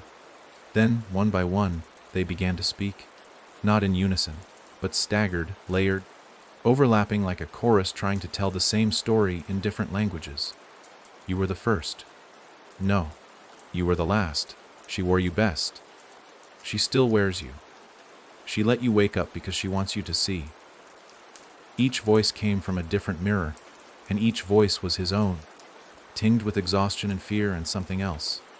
Surrender. He spun, searching for an edge, a break, a seam where this nightmare puzzle might split open. His palms pressed against the closest mirror, glass slick and cold under his skin. But the reflection looking back didn't move. It just stared at him, no expression, no breath, until it leaned forward, slow and deliberate, and whispered through the surface, she's done pretending to be you. Elias stumbled back, his pulse hammering. The whistle returned, high and faint at first, threading through the spaces between the voices. It seemed to leak from the mirrors now, echoing in that knot place like water dripping into a deep well. Then the maze shifted. He felt it first in the floor, a slow grinding underfoot, like the earth itself was rearranging. The mirrors began to move, sliding sideways, rising, lowering. The infinite space collapsed into a corridor. Narrow, pressed tight, walls of glass on either side. He didn't choose to walk, he just did. Each step brought new reflections. Now they weren't just versions of him, they were moments, snapshots. He saw himself, camera in hand, stepping through the threshold of the Langford house. Then again, younger, crying in front of a broken mirror while a woman screamed behind a closed door. Again, seated in a therapist's office, not speaking while a clock ticked too loudly on the wall. Each memory played like a loop, and in every one, there she was. The girl, sometimes in the background, sometimes in the reflection, sometimes wearing his mother's face, but always watching, always waiting. He tried to run, but the corridor tightened. The glass flexed, groaning like it was under pressure, like it wanted to close on him. And the whistle grew louder, deeper, as if it had matured, changed. Now it sounded like something calling back. The corridor opened into a circular chamber made entirely of mirrored panels. In the center, a chair, old, wooden, and strapped into it, another version of him, bound by belts, head tilted forward, motionless. He approached slowly. The man in the chair lifted his head. His eyes were sewn shut, mouth sealed. But his skin moved, like something was breathing beneath it. Then the figure jerked, violently, and from the stitched mouth came a low, wet whisper that seemed to bypass ears and go straight to bone. "She's wearing you right now." The lights above flickered. The mirrors rippled. And Elias's own skin began to itch. No, to twitch. Like fabric starting to slip. He tore at his face, grabbing fistfuls of his own cheeks, expecting blood, pain, but there was none. Only the sensation of peeling. A seam opened down the center of his chest, no knife required. And from it, another hand emerged. Small, pale, fingers curling outward. She was inside. He fell backward in horror, landing hard on the mirrored floor. All the reflections looked down at him now. Not as Elias. Not anymore. They looked down at her. Each glass panel showed the girl, white dress, dark hair, eyeless grin, standing tall and perfect in his body. One of the mirrors shattered. Then another. The maze broke. The glass fell like rain, slicing through the air in silent sheets, never touching him. Just falling, endlessly falling. And then darkness. Not the kind he'd come to fear, but total absence. No breath, no form, not even sound. Until a voice, his again, but hollow, almost curious, spoke aloud from nowhere. "If she's you, then where are you now?" And in that moment, Elias knew. He wasn't trapped in the mirrors anymore. He was the mirror. A hollow surface, waiting to reflect the next fool who looked too long. And somewhere, in another version of the world, a man wearing his skin smiled into a hotel mirror and said, "I think I remember my name." And she smiled with his mouth. There was no sky in this place, no ceiling, no floor, not really, only space, formless, echoing with whispers that never quite became words. Elias no longer breathed. Breath belonged to the body, and the body was gone. He didn't feel pain. Pain required flesh. He didn't blink. There were no eyes, but he watched. From every angle, every surface, every shard of broken memory that drifted in the void like ash suspended in oil. He was a mirror now. Not metaphorically, not in the poetic sense. A literal vessel. A surface where others would one day look and see themselves, not realizing the thing behind the glass was watching. Waiting, learning how to be them better than they ever could. That was the horror. Not death, not loss, but displacement. She didn't just steal faces, she evicted souls. She didn't kill the people she wore, she stored them. And now, Elias floated among the forgotten. Each fragment that drifted past him bore some remnant of identity, a laugh, a scream, a whispered secret. Some barely clung to coherence. Others had cracked entirely, repeating loops of their final moments over and over again. But Elias, he remembered. More than most. Too much. That made him dangerous, and it made him her favorite. He could feel her now, moving in the world, wearing his skin, speaking in his voice, looking into the eyes of people who trusted him. He saw flashes, her hands signing paperwork, her mouth smiling at someone who knew Elias intimately and didn't notice the fracture behind the teeth. He saw her sitting in a studio chair, answering questions about his latest project, the one he never lived to finish. The lie was seamless, but something was changing. Elias could feel it. The longer she wore him, the more the skin strained. She had done this before, hundreds, maybe thousands, of times. But never for this long. Never so deep. Because Elias wasn't letting go. He refused to fade. He refused to become another blurred face on the wall. And that defiance, it made cracks, in the silence, in the dark, in her. He drifted toward one of the memory shards. This one pulsed faintly, different from the others. It was shaped like a door. He reached for it, and it didn't recoil. It welcomed. The moment it touched him, a jolt shot through his essence, pure, sharp, and personal. He was standing in his old bedroom. Dim light through the curtains, the hum of the city outside, and on the desk a mirror, just a small one. Round, cheap, he remembered this. Not just the place, but the moment. The night before he left for Glendale. The beginning. He watched the scene unfold from a third-person view. He saw himself packing his bag, checking his camera gear, reading over the Langford files. Saw his own face in the mirror. Then saw her. She was already there. Not fully formed. Not clear. Just a smear behind the glass. But she was there. Watching. She had been watching long before the attic. Before the house. Before the first whistle. Elias backed away from the vision. She didn't find him in Glendale. She had always been near. He returned to the void with a scream that didn't echo. But the other fragments heard it. They stirred. For the first time they looked. Not just drifted, not just replayed their endless loops. They saw him. One, an old man with half a face, turned his gaze. Another, a girl with sewn lips and glass eyes, tilted her head. A child with no shadow, whispered something only he could understand. You're still inside her. Elias began to pull himself together. Not with arms, not with muscles, but with will. With memory. He began to remember himself harder than she could wear him. And with every memory he reassembled, a crack formed in the mirror she lived behind. He saw her then, clearer than ever. In the real world she was losing control, her smile twitching, her fingers trembling, the skin not quite fitting anymore. Something behind her eyes blinking in panic. She was unraveling. Because he was pushing back, she could wear a face. But she could not be the soul, and he had found a way to scream through the glass. In a quiet hotel bathroom, the mirror shook. She stared at her reflection, his reflection, and saw a shadow behind her, not cast by light, but memory. The reflection smiled, not hers, his. I'm coming back, it whispered. And this time, the whistle came from both sides. The glass trembled. Just slightly, at first, a vibration, almost like a shiver, running through the world behind the mirror and the world in front of it. But it grew. With each passing second, the vibration deepened, into the walls, the floor, the air between atoms. Elias was no longer drifting in that void of forgotten souls. He was coalescing. Thought and memory, pain and defiance, pulling tight around a center that refused to vanish.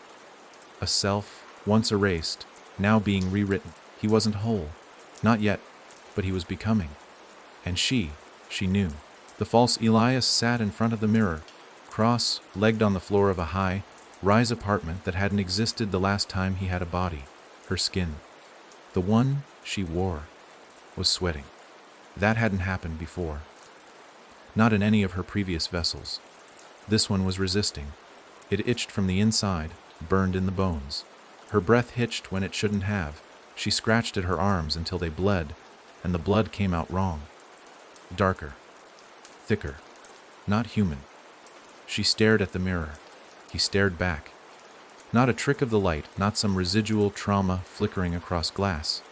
He was there, not a reflection. An inversion. Smiling when she didn't, blinking out of sync. And that smile, it was knowing. Mocking. Triumphant. I remember now, he whispered. She flinched. It wasn't possible. The reflection leaned closer, and for the first time, she was the one who couldn't look away. I remember the smell of the motel, he said. The weight of the camera strap on my neck. The first sound of your whistle in the woods. The scrape of nails on the attic door. The words carved into the glass. The mirror cracked. Just slightly. A webbed line across the center, branching from between his eyes. You thought taking my name would keep me quiet. Another crack.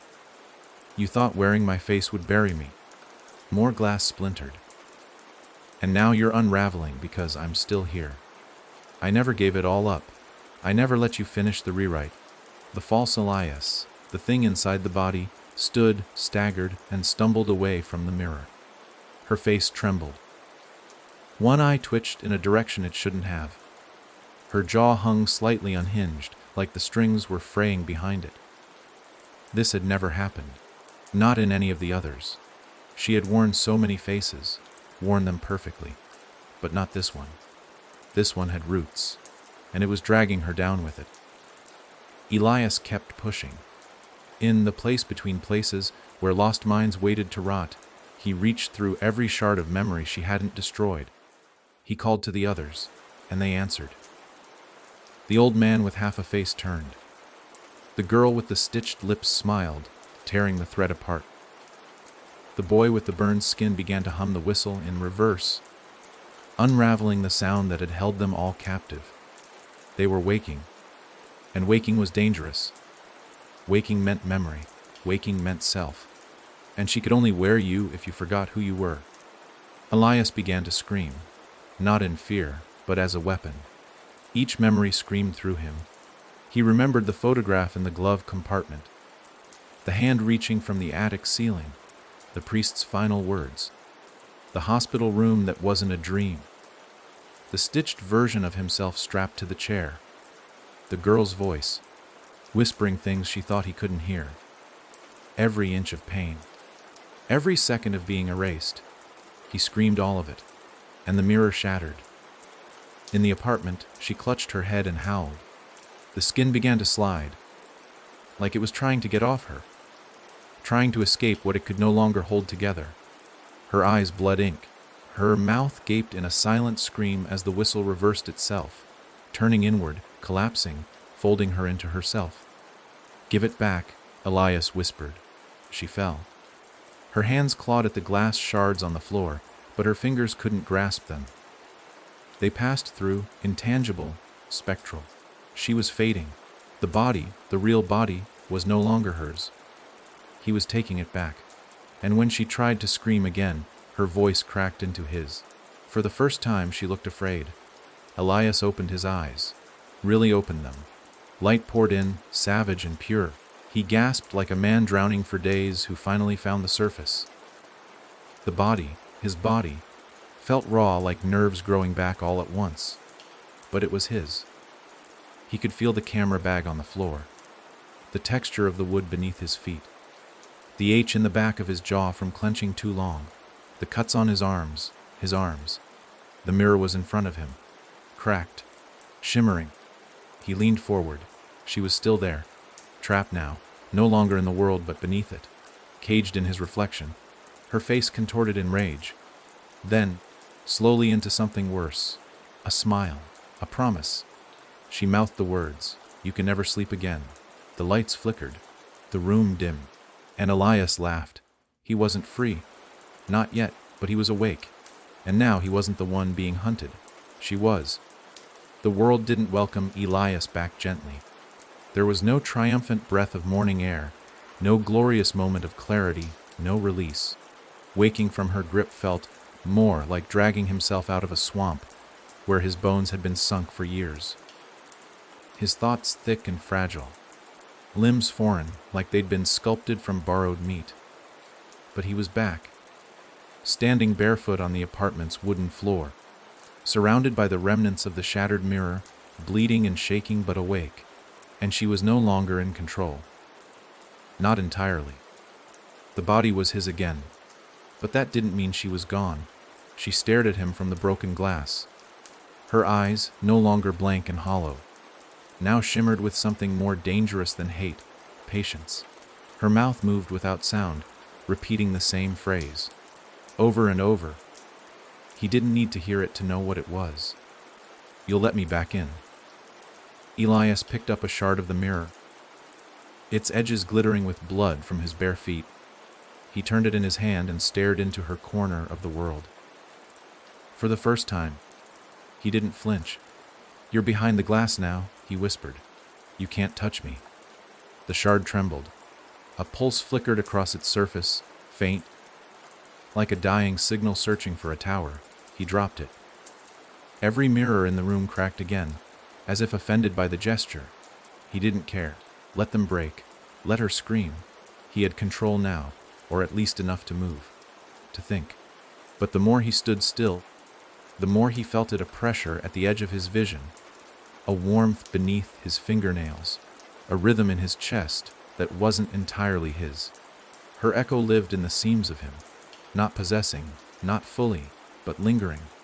A scent that wouldn't wash off. A thought that didn't belong. He turned to the window. The sky was blue, too blue. A sterile, unnatural kind of color. It looked fake, painted, plastic. He realized then that this wasn't his apartment. Not really. It looked like it, smelled like it, but the feeling was wrong. The shadows in the corners moved when he wasn't looking. The air felt too still. A reflection of the real, a copy made just close enough to fool the eye. She had nested him into a false place. The escape had been a trick, or worse, a test. The whistle returned, not loud, not piercing, but subtle, sliding beneath his thoughts like a splinter. It slithered behind the hum of electricity, between the syllables of words he hadn't yet spoken, in the creak of the ceiling and the buzz of the old desk lamp. It had taken on a new tone. It didn't call to him anymore. It answered, and that terrified him most. He pulled the camera from the bag she'd packed for him. Still there, untouched, as if waiting for its cue. The footage inside was corrupted. Static and stuttering frames, flashes of things he didn't remember filming. People looking straight into the lens who shouldn't have been in front of it. Places he'd never visited. Moments from lives that weren't his, but wore his face. In one file, a man in a mirror whispered, "It's not possession. It's rehearsal." He stopped watching after that. She hadn't just copied him. She had practiced being him, refined it, perfected it. Now the boundary was a wire pulled taut, and every breath Elias took risked snapping it. He walked through the apartment cautiously, touching the walls, testing the weight of doorknobs, the sound of his own footsteps. Everything obeyed the rules of the real world, but too precisely. The microwave clock never blinked. The faucet didn't drip. The fridge hummed in perfect rhythm. He opened the front door. Outside was only white, a blank horizon. No street, no noise, just endless, empty light. He stepped back in, closed the door. This was her cage, but it was built for him, a place to make him believe he'd escaped. He returned to the broken mirror, knelt before it, and studied her. She watched him still, her face now shifting between versions of him, angry, smiling, young, old, broken. The whistle rose and fell with each change. "I know what you want," he said quietly. "You want me to forget again." The mirror shuddered. A laugh echoed, not out loud, but inside him, and it wasn't hers. It was his, from another version, another time, another failure. "You already have," it said. Then the power died, total darkness, no lights, no sound, except one, not the whistle, not the laugh, but a heartbeat, and it wasn't his. It was louder, slower, like something waking up beneath the floorboards of the false apartment. He pressed his hand to the wall. It throbbed. She was still here, not just watching, not just whispering. She was building a new face, a new exit, a new version of him. He realized then what the real horror was. She didn't need to wear him anymore. Now she could recreate him, from memory, from fear, from the imprint of who he had been. He sat in the center of the room, surrounded by broken glass, heartbeat in his ears, whistle under his skin. This wasn't escape, it was rebirth, and she was midway through the next version. He whispered his name, and the shadows whispered back, "Too late."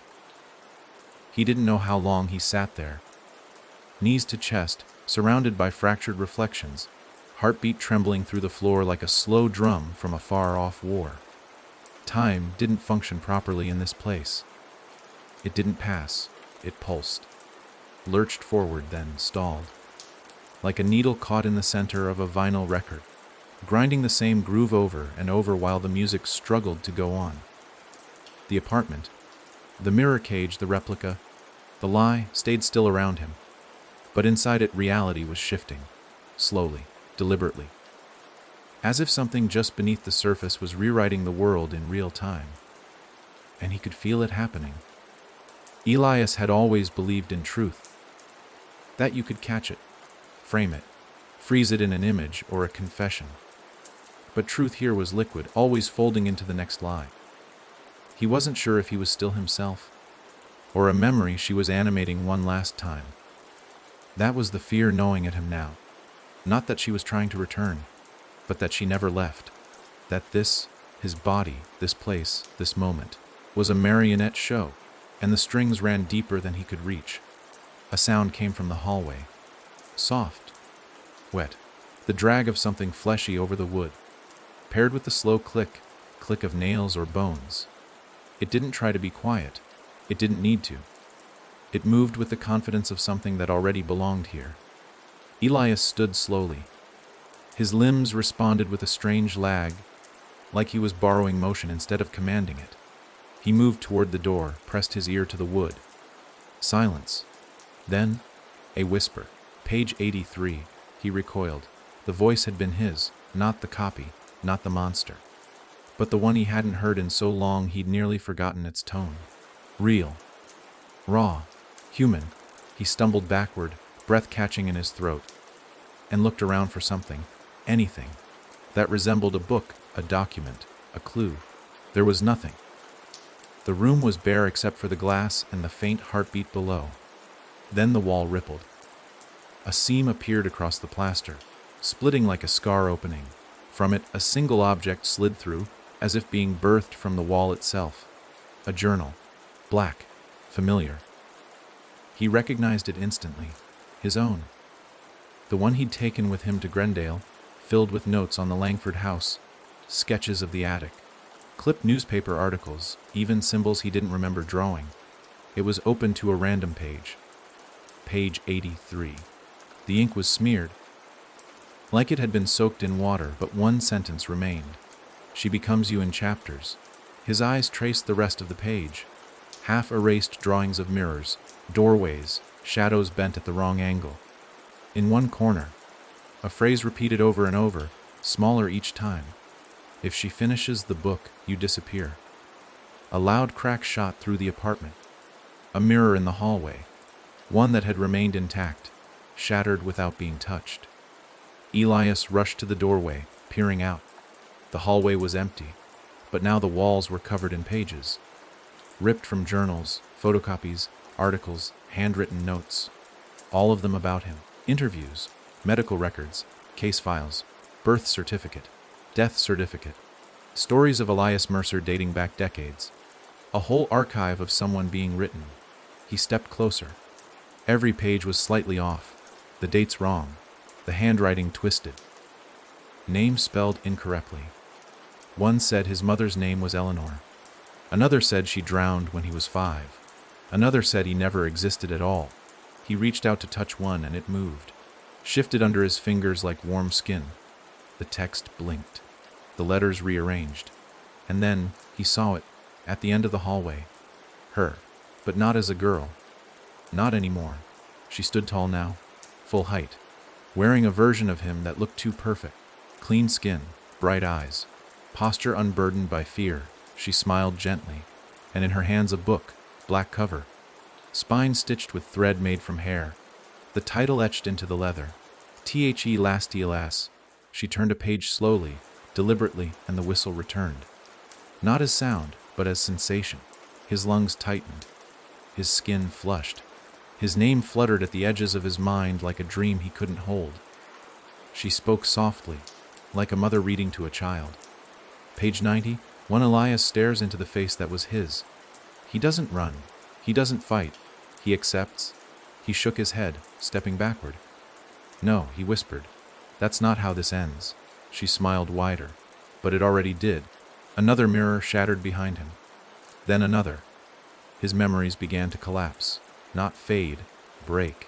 Fragments of moments scattered behind his eyes. The motel. The church.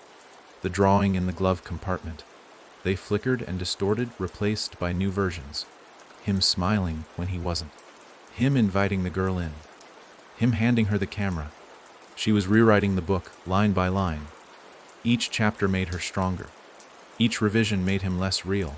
He lunged forward. She didn't move. Just watched as he crossed the hall. At the last second, she held up the book, and he saw something. His own handwriting on the final page. He snatched it from her hands. She didn't resist. Didn't need to. He opened it. and read the final line, Elias Mercer forgot who he was. His vision blurred. His knees buckled. But then, deep inside his chest, a voice whispered, faint, nearly gone, not hers, not another version. His. I haven't forgotten. He dropped the book and screamed, not in fear, but in truth. And the world cracked. The sound of Elias's scream wasn't loud. It didn't shake the walls or send windows bursting outward in a theatrical storm of glass. No, his scream was quiet, barely more than breath forced through clenched teeth. But it carried something far more dangerous than volume. Recognition. It wasn't a sound meant for her.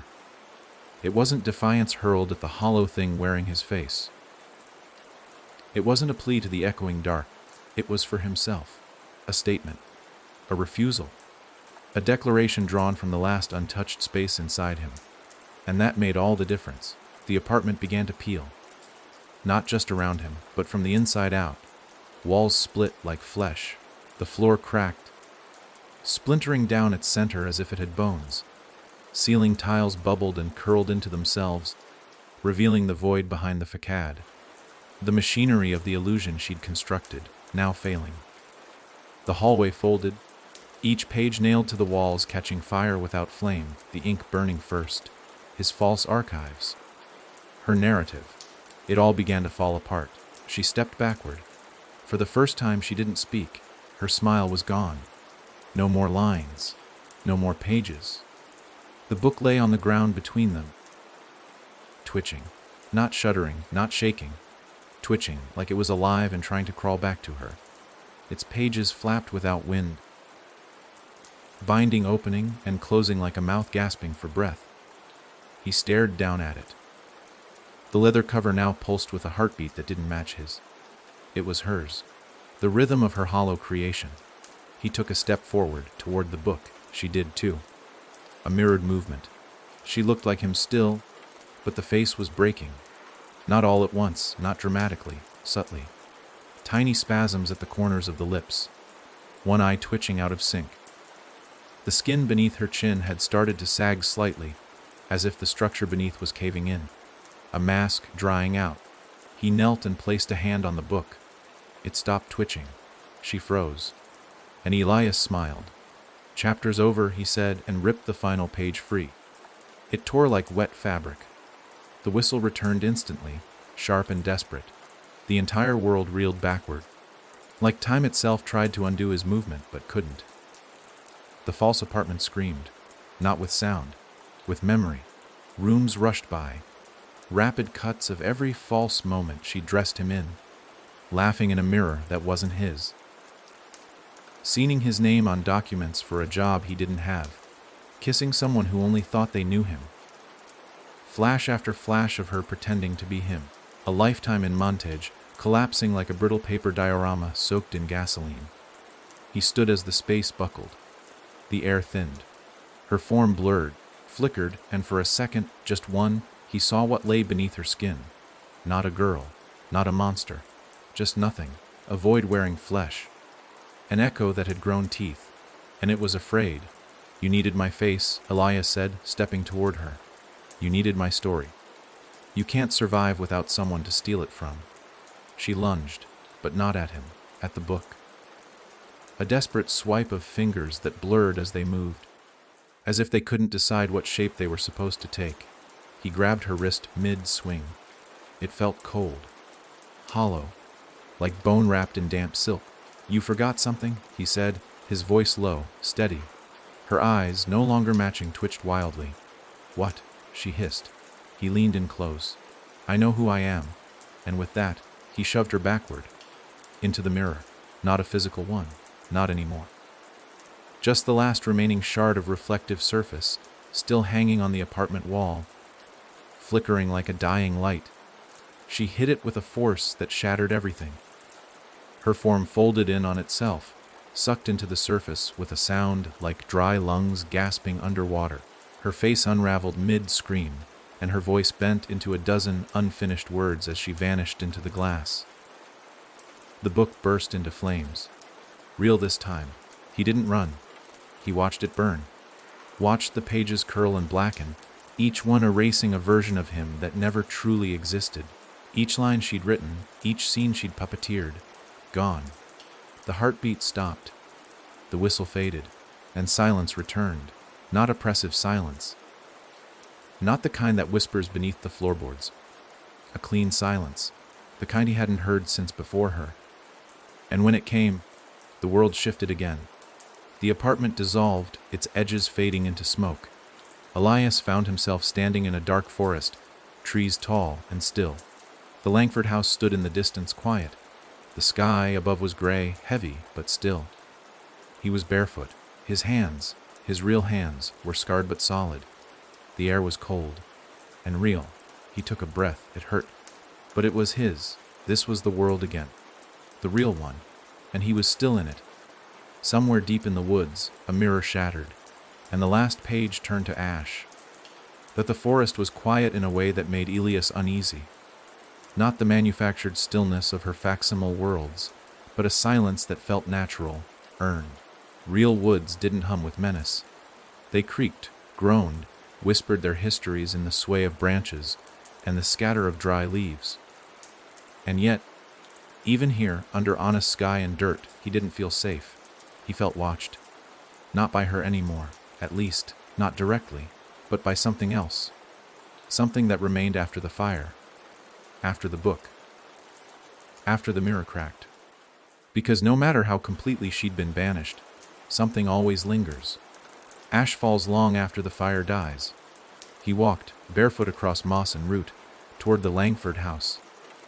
It stood like it had before, rotting and wrong, a collapsed lung of a home, its boards groaning under the weight of memory. The windows were empty. The front door gaped, and though the whistle was gone, its echo lived here, woven into the architecture, into the trees, into the soil. There had been something ancient inside this place before her. She was just the latest vessel, the sharpest mask. But the thing that had found her, fed her, taught her how to steal faces, that thing was older, and it was still hungry. Elias didn't know what he was looking for. Closure, maybe. Maybe just proof that it was over. But something pulled him toward the attic one last time. The house sighed as he stepped inside. Dust leapt in the air like ghosts startled from sleep. Each footstep echoed differently now, heavier. Final, he passed the living room, where the family photos once sat, now cracked and sun-bleached, faces faded to smudges. The kitchen was skeletal. The stairs creaked beneath him like bones shifting in a shallow grave. When he reached the attic, he paused. That door, that hatch, it had swallowed him before. Would it again? No, he wasn't the same. He wasn't hers. He climbed. The attic was just as he remembered, tight, stale, filled with the damp smell of mildew and old wood. But there was no drawing now. No girl. No figure in the corner watching with breath that sounded like a scream stretched too thin. Only darkness. And dust. And the faint light from the broken window. He stepped in and looked around. Nothing. Except a mirror. One he hadn't seen before. Propped against the far wall. Not broken. Not cracked. Just resting, waiting. He approached it slowly. Its surface was cloudy. Not dusty. Cloudy. Like breath had been blown across it and never wiped away. He stared, and for a long moment, it showed nothing at all. Just the room. Just stillness. Then, a flicker. Not of the girl. Not of the figure. But of him. A memory. The real Elias, the one she had tried to erase. Now caught in the glass for just a moment, looking back at himself. Older. Tired. But real. He lifted a hand. The reflection mirrored it. He didn't know why he did it. He just spoke. Do you remember? No answer. Just the silence. Just the mirror. He turned to leave. But the mirror spoke. Not with sound. With text. Etched slowly into the surface, as if drawn by an unseen finger. I do. He stared. And as the letters lingered, they began to fade. Wiped away by something colder. Stronger. Another message appeared. 3 words. It's not over. The air shifted. Not colder. Heavier. Something pressed against the back of his neck, subtle and intimate, like someone reading over his shoulder. He turned. Nothing. But the mirror had changed again. His reflection remained. But behind him was the girl. Faint, translucent, a ghost, or a memory, or something worse. Smiling, not her monstrous grin, a small one, almost sad. Elias didn't move. The attic felt smaller now, not closing in, resetting, preparing.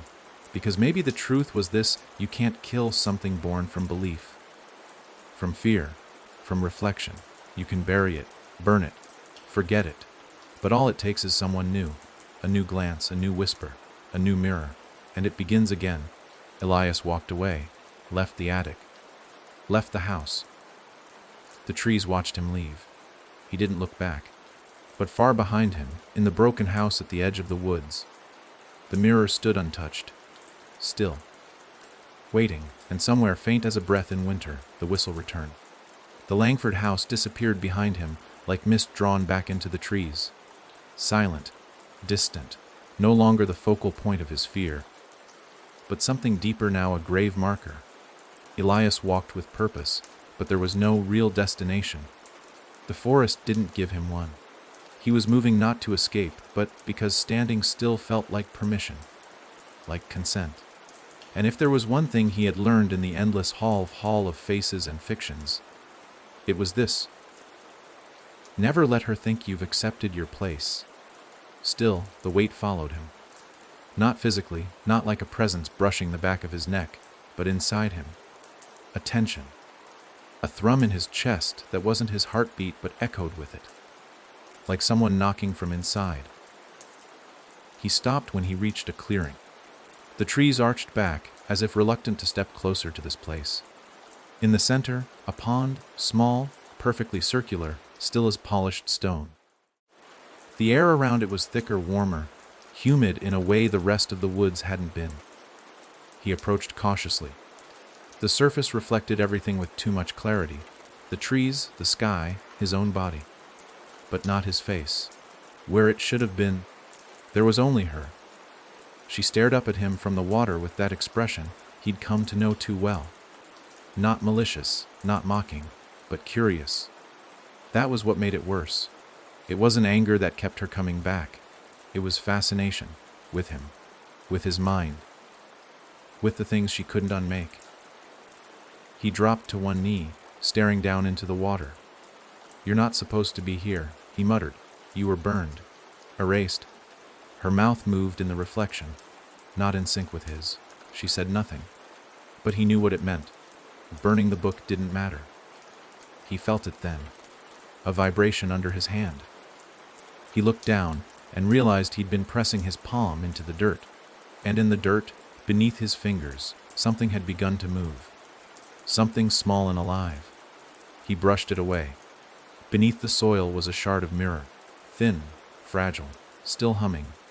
A single word etched into its back as he died. He recoiled. Of course, that's what it was. She didn't need a whole mirror anymore.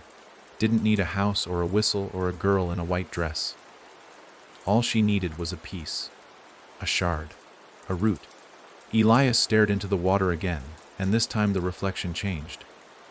It showed not him, not her, but someone else entirely. A child, standing in front of a mirror, a boy, maybe 10, curious, leaning forward, his fingers about to touch the glass, and behind the child her, already reaching, already smiling, already growing. Elias stumbled back. The seed hadn't been for him. He'd carried it. But it was meant for someone else, someone innocent, untouched.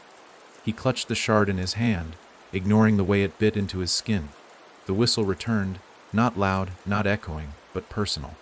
A whisper, directly into his blood. She was moving on. She was germinating, planting herself in new soil. And he'd been the carrier. He looked down at his palm. The shard had drawn blood, but the wound didn't close. The skin around it had already begun to blacken, just slightly.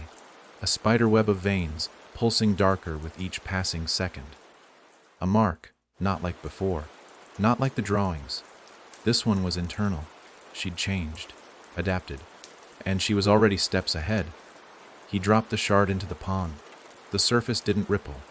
The reflection vanished, and the pond began to steam. He turned and ran, through the trees, through the fog. through the growing noise in his skull, because now he knew the truth. She had never intended to stay inside him. She'd always meant to use him as passage, a tunnel, a bridge from whatever haunted corner of silence she came from into this world. And she had crossed. He reached the road, collapsed on the gravel. A pair of headlights appeared in the distance, cutting through the trees like blades. He rose to his knees, waving, screaming. The car slowed, stopped. The door opened. A man stepped out. "You okay?" he asked. "You're bleeding." Elias looked up, eyes wide, mouth trembling. "Don't look into any mirrors," he gasped. The man stared, confused. "There's one in the car," he said. "Rear view. You want me to cover it?" Elias nodded violently. "Please, tape it. Smash it. Anything." The man hesitated, then slowly stepped back to the vehicle. Inside, Elias could already feel it. The hum, the tremble, the seed. It was in motion now, planted in the world. And he wasn't sure if he could stop it. Only that he had to try. Because somewhere far from here, a child was standing too close to a mirror. And her face was almost ready.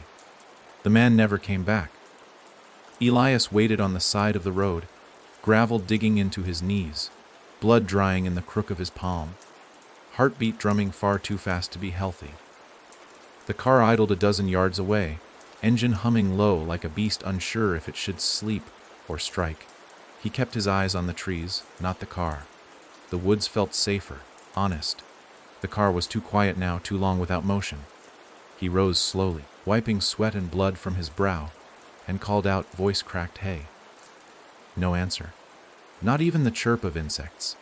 He walked forward, barefoot, crunching across the grit until he stood beside the open door. Inside, the vehicle was empty, but the engine still ran. And in the center of the driver's seat, tucked neatly, precisely, was a single Polaroid photo. He picked it up with shaking fingers. The image wasn't old. It wasn't faded. It was new. It showed a child, young, maybe 6, standing in front of a fogged bathroom mirror, her eyes wide, her mouth a little open, and in the reflection behind her, just barely visible, was the smile. Not the girl, not the face, just the smile. Too wide, too aware, and underneath, someone had written in shaky black ink, "I see you too." Elias dropped the photo like it burned. It fluttered to the floor of the car, and in that exact instant, the rearview mirror above the windshield tilted. Not from movement, from intention. Its angle shifted down until it pointed directly at him. No wind, no bump, just a decision. He didn't scream. He ran, back into the woods. The trees didn't welcome him, but they didn't stop him either. They let him in, closed around him like a wound pulling skin back together. He stumbled through bramble and mud, lungs tearing at the air, mind unraveling thread by thread. Because now he understood. She had never needed to escape the mirror. Not really. She only needed to be seen. And Elias had given her that. He had carried her into the places that feared no reflection. Backwoods towns, broken homes, empty hotels where grief rotted in the walls. He had whispered her name, let her whistle live inside his chest, filmed her with a lens that never knew how to forget. And now she was everywhere. Not as a girl, not as a ghost, but as a gesture, a grin in a mirror too still, a word on a fogged surface no one remembers writing, a humming in a child's throat when they think no one's listening. She was no longer something you had to summon. Now, all it took was a glance, a thought, a crack in the corner of a mirror that seemed to grow longer each morning. He collapsed near a dried creek bed, throat raw, tears clinging to lashes he hadn't noticed until they blurred his sight. He'd escaped her, hadn't he? Hadn't he? The pond, the attic, the burning book, the final page. It had felt like an ending, but it was just the end of his story, and she had moved on. What she needed from him was already done. The whistle lived now in other throats. He touched his arm again, where the drawing had once appeared. It was gone. The mark was clean, but somehow that felt worse. Like a door he could no longer guard had been flung open behind him. He lay on his back and stared up at the canopy of trees, Dark shapes moved between the branches, birds, maybe. Or not. The wind began to hum, and in it, just faintly, the sound of children laughing. Then quiet. Then, whistling. Not the drawn-out, breathy tone she used to call him in the beginning. No. This one was playful, sharp and sweet, like a child whistling to themselves while drawing on the wall in red crayon.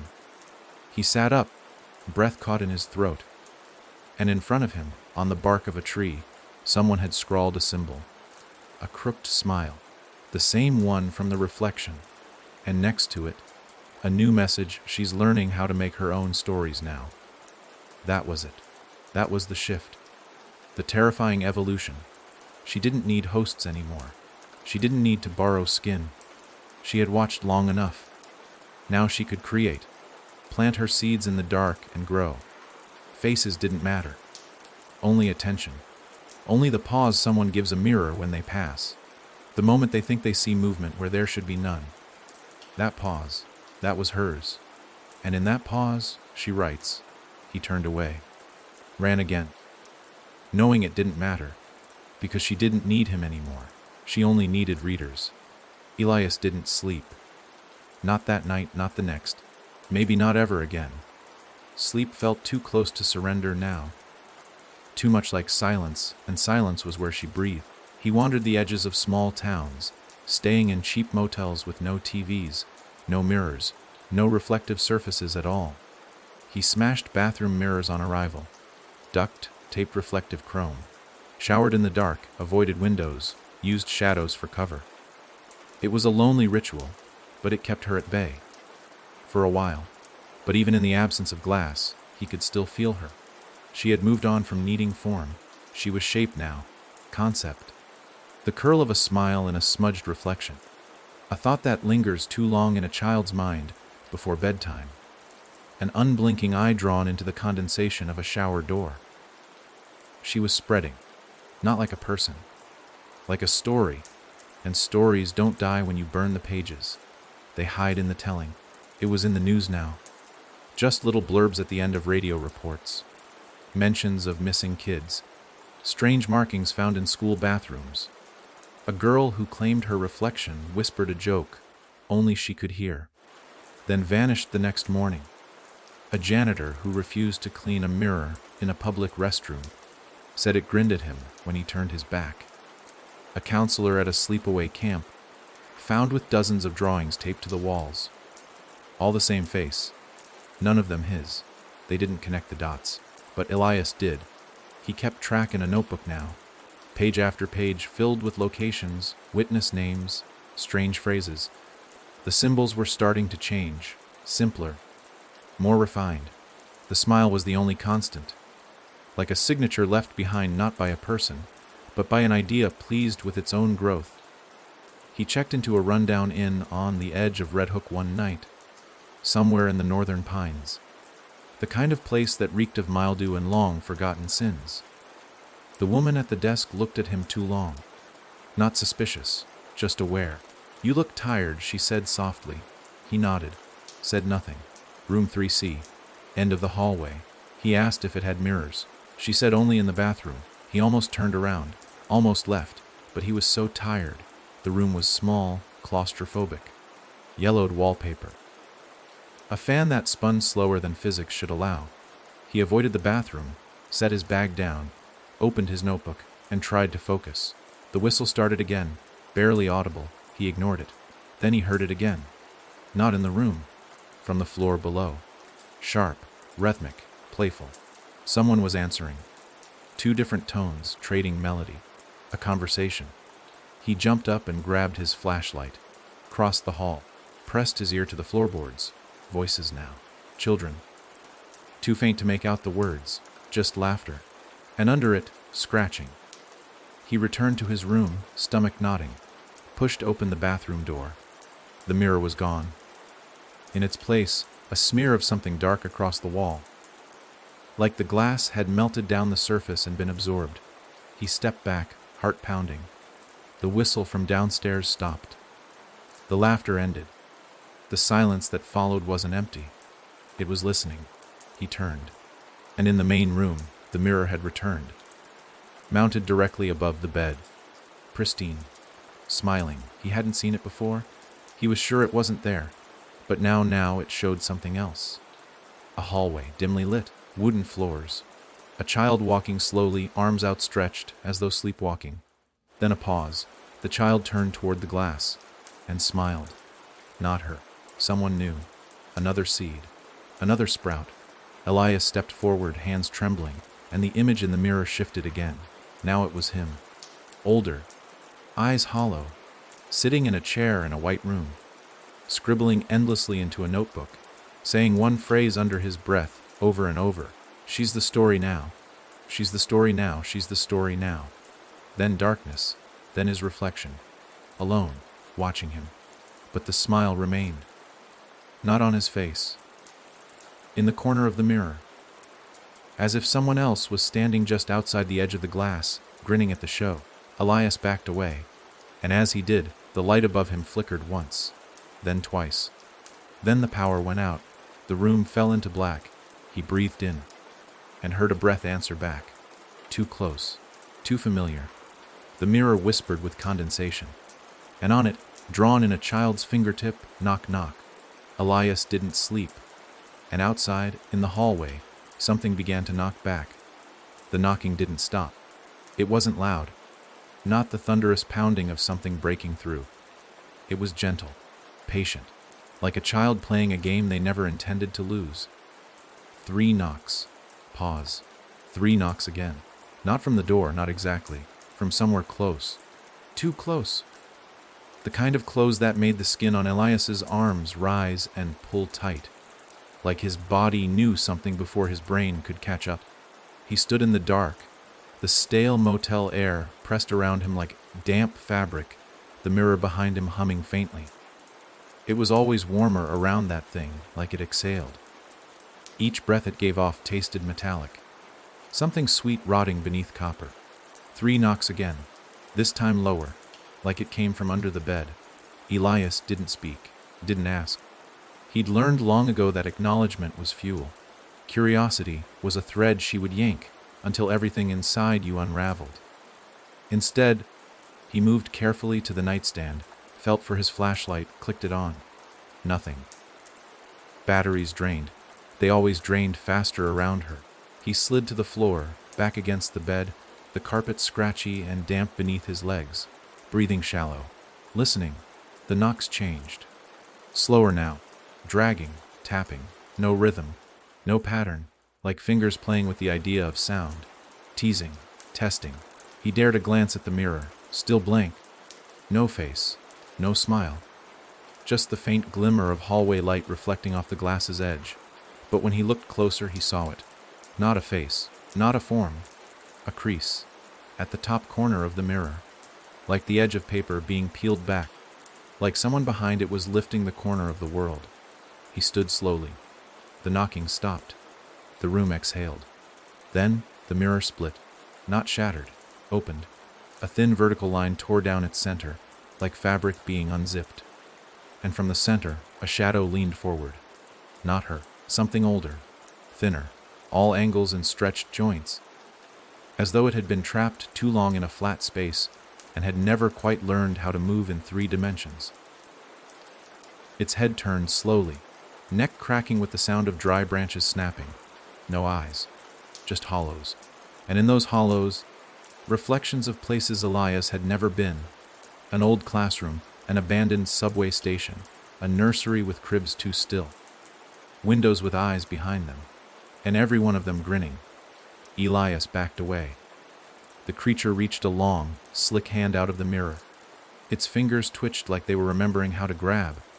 It didn't speak. It didn't need to. The message was already clear. The mirror wasn't just a tool anymore. It was a door, and that door was open.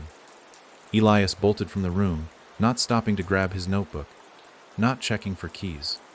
He tore down the hallway, his bare feet slapping against the cold tile, past rooms that all looked the same. Curtains drawn, televisions whispering to no one, shadows behind every peephole.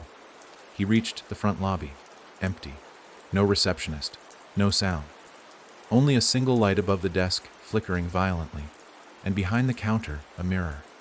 Smiling. He didn't stop. He ran into the parking lot, night air cutting into his lungs. The sky overhead was full of stars, but none of them looked familiar. Too symmetrical, too still. Like they were being held in place by something. His car was gone. In its place, a small, rusted tricycle, paint peeling, handlebars bent, and hanging from the front, an air freshener shaped like a cartoon face. Smiling. The same smile. Always the same. He turned around, and the motel had changed. No longer the two-story clapboard building it had been. Now it was a tower. Impossible in scale. Black windows stretching infinitely upward, each pane a reflection of something different. Him sleeping, her watching. A boy staring at his own shadow. A girl tracing a whistle in the condensation on glass. Each window a story. Each story a seed. She had turned the building into a library of lives, and he was inside it. He stepped back and hit something solid. Turned, a door, free, standing, wooden, no hinges, no frame, no handle. Carved into the center, the word CHOS. He didn't know what it meant. Not yet. But he understood what would happen if he didn't. The knocking returned. This time from the other side, he turned his palm toward the wood. Touched it. The door pulsed. Warm. Alive. And then a voice spoke. Not from behind the door, not from inside his head, but from all around him. It was hers, older now. Smoother. Not a child's voice. A woman's calm. Measured. You saw me once, she said, but you never understood me. You still don't. Elias closed his eyes. Whispered back, then show me. The door cracked open, and the dark inside was not empty. The door didn't open like a normal door. It split down the middle, not from a hinge, but from pressure, as though something behind it had been pressing for years, and only now found the right moment to seep through. A thick mist uncoiled at Elias's feet, curling around his ankles like it knew him. Knew how far he'd come, how much he'd broken just to get here. The air inside was thicker than night, saturated with the scent of damp paper, iron, and something older, something like mildew left too long in a closed space. A rot that remembered. He stepped through. The world on the other side wasn't a hallway, not a room. It was a vault. Endless rows of mirrors, floor to ceiling. Each one slightly different. Some square, some round, some jagged like glass pulled from a crash site. All of them active. Not showing him, but other people. Dozens, maybe hundreds of lives unfolding in slow motion. He saw a woman brushing her teeth. A man sobbing at a desk. A teenager drawing a spiral on their wrist in black marker. A baby asleep, alone in a crib with one hand curled toward a mirror across the room. They didn't see him. But every single reflection, in every single mirror, had the same thing in common. She was there, somewhere in the corner, in a picture frame, in the pupil, in the pattern of the floor tiles, her face hidden just enough to be missed, unless you knew to look. Unless you had already seen. This place wasn't just where she watched. It was where she stored. Every face she had borrowed. Every life she had rewritten. Every moment she had warped. It was her archive. A mausoleum of mirrors. A cathedral of stolen identity. And Elias walked through it with the heaviness of a man navigating his own funeral. The further he moved, the darker the reflections became. More distorted, more open. He passed one that showed a boy sitting alone in a classroom, staring into the camera mounted in the corner. Behind him, the wall's blood. Not with color, but with text. Phrases she had whispered into the cracks of his mind, now leaking out like ink too thick to hold. Another mirror showed a hospital room, empty. A woman stood at the far end, arms limp at her sides. Her eyes were mirrors themselves, reflecting nothing. Her mouth hung open in a perfect O, like she'd been frozen in a silent scream. No machines beeped. No staff entered. She wasn't on any chart. Just held. Somewhere near the center of the vault, Elias found his own mirror, different from the others. Framed in black wood, the glass cracked across the middle, a line running diagonally like a scar across time. It showed him, but not now. Then, the boy. camera in hand, first arriving at the Langford house. Excited. Knave. Thinking this would be a project, a ghost story with a beginning, middle, and end. That version of himself looked so impossibly distant. Elias stared into his own face and felt the shame swell, not just at what he'd missed, but at what he'd allowed. He had carried her out. He was the vessel. And this place. This was her blueprint. He noticed something at the base of the mirror. A drawer. Old, wooden, carved with the same crooked smile. He pulled it open. Inside was a photo. Polaroid of him, tied to a chair, eyes closed, mouth sewn shut, blood around the lips like paint. He dropped it, stepped back. The room responded instantly. Mirrors began to flicker, each reflection turning, like heads snapping toward him all at once. 100 versions of her, grinning, changing, reaching. Then, from the darkness above, her voice came again. "Are you ready to see what I really look like, Elias?" He didn't answer. Didn't need to. She stepped from the mirror, not from his. From all of them. All at once. A million faces overlapping. Children, mothers, teachers, strangers. All of them stitched into a form that couldn't quite hold itself together. Limbs that flickered in and out. Eyes that multiplied when you blinked. Voices that layered. Not like a choir. Like a crowd screaming inward. "You can't burn me," she said. "You can't break what's already become language." She stepped closer, and the mirrors followed, sliding forward, closing in. "You gave me a name," she whispered. "You gave me a mouth." She opened hers. There were teeth, far too many, some human, some not. Elias looked at the cracked glass of his own mirror, at his own reflection. Then he did the only thing left. He picked up the photo he'd dropped, the one of himself bound and bloodied, and he smiled. Because it wasn't a memory. It was a warning. He wasn't the only one who'd been here before. Others had come, left messages, clues. He just had to follow them. And as the mirrors closed in, the whistle began again. But this time, it was coming from him. The sound that came from Elias's lips wasn't a tune. It wasn't music. It was jagged, broken, a sound more like breathing through cracked glass than anything melodic. But it was hers. The whistle that had once haunted him, that had followed him through dreamscapes and reflections, was now leaking out of his throat like it had always lived there. And as soon as he let it go, the mirrors froze, every single one. She stopped moving. The mass of her, those overlapping forms, that fused patchwork of stolen voices, halted mid-step. Her eyes, if you could call them that, blinked in unison for the first time. Not in confusion. In recognition. Elias had finally spoken her language. She didn't laugh. She didn't rage. She listened. That terrified him more than any scream ever could. The whistle echoed off the vault walls, folding in on itself, creating feedback loops in the air. Glass cracked.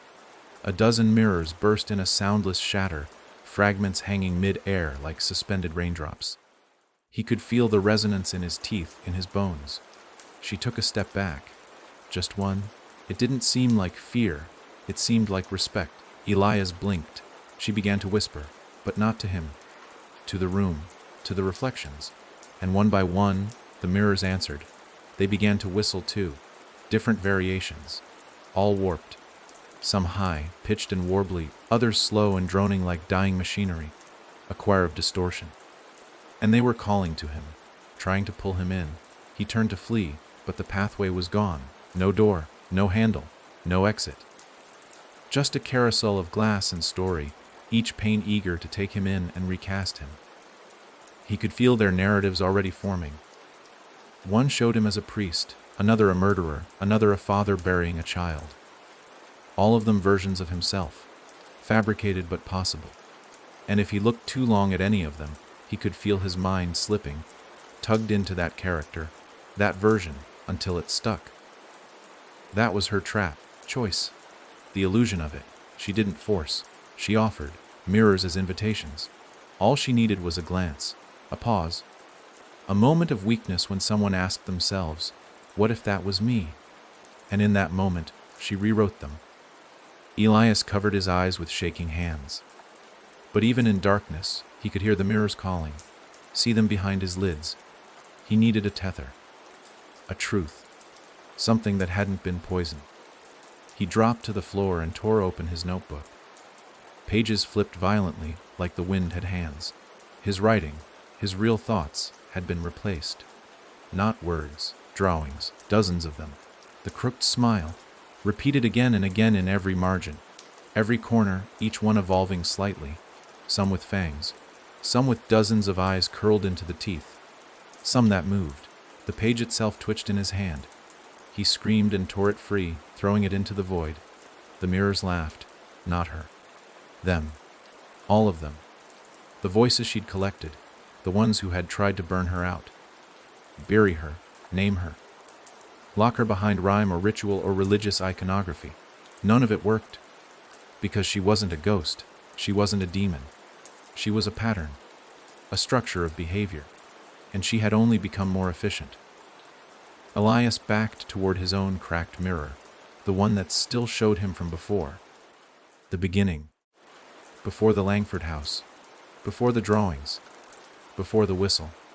The version of himself who still believed in endings. He placed his hand against the glass. It rippled. Not with warmth, with cold. Like ice melting in reverse. He heard a voice behind him, hers, but different, more curious. "Why do you still think you matter?" she asked softly. "You're just one of many. A page in a story I've rewritten 100 times." Elias didn't turn.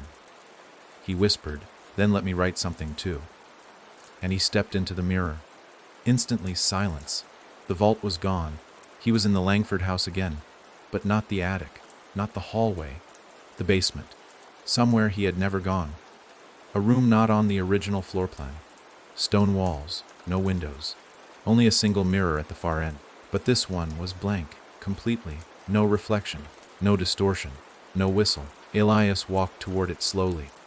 The mirror was tall, ornate, with carvings of eyes around the frame. It looked older than the house, older than architecture. The glass was obsidian smooth. He looked into it and saw nothing.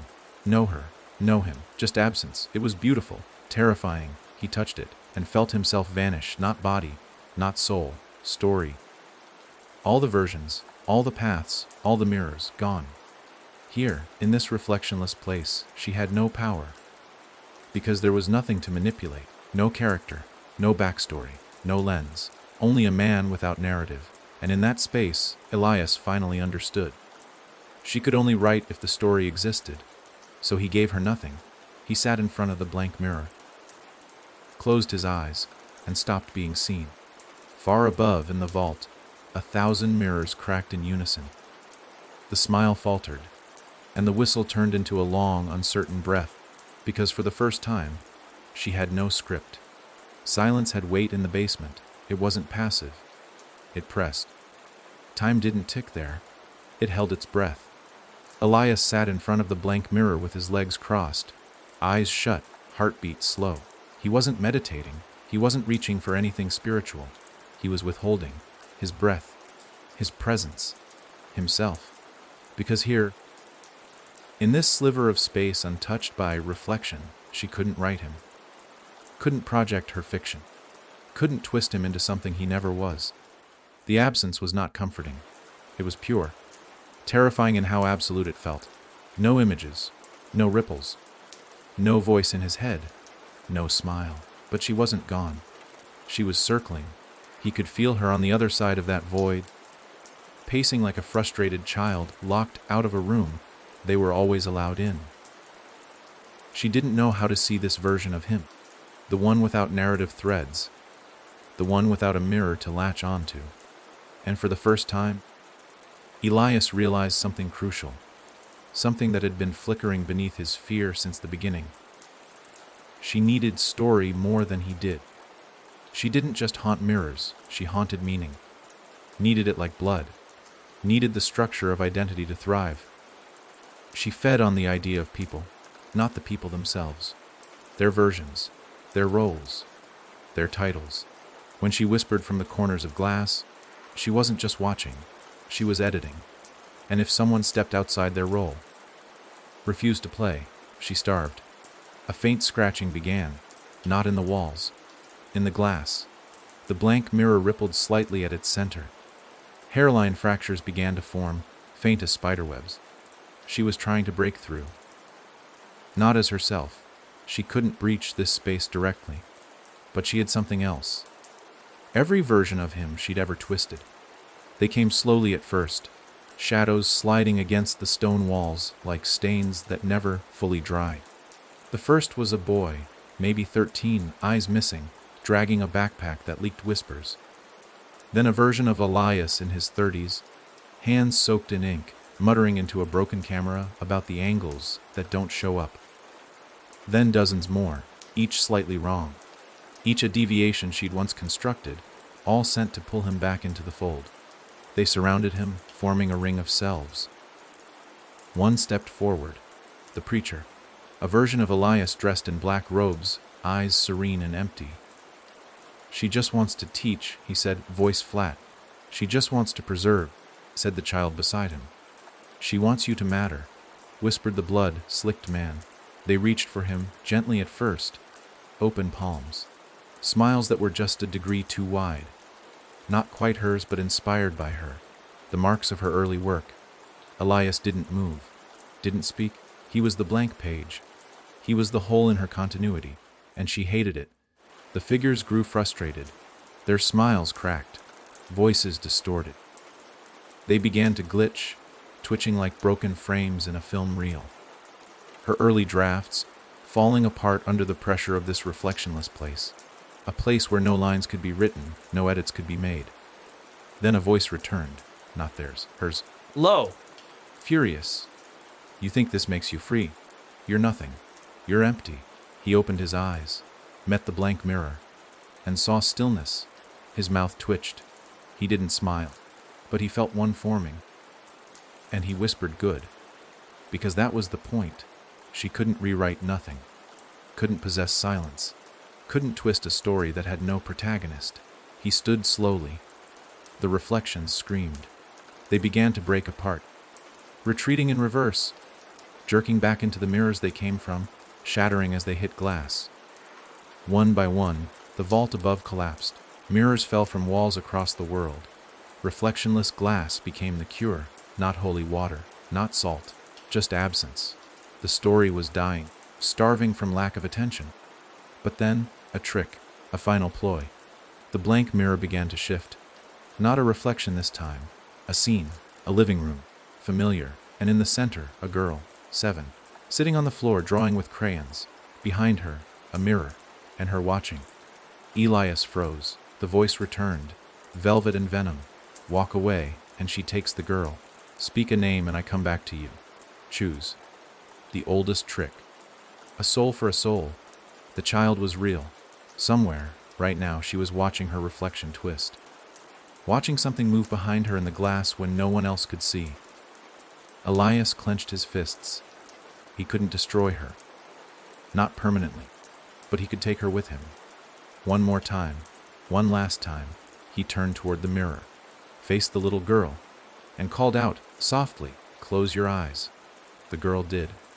And in that second of blindness, Elias stepped into the reflection, took her place. The mirror went black, and the whistle stopped. The mirror in the little girl's room didn't crack, didn't cloud, didn't darken. It simply stilled. The shape behind her vanished like breath caught in reverse. One moment, she was watched. The next, alone. The crayon in her hand paused mid-scribble. She turned, slowly, blinked, stared into the glass.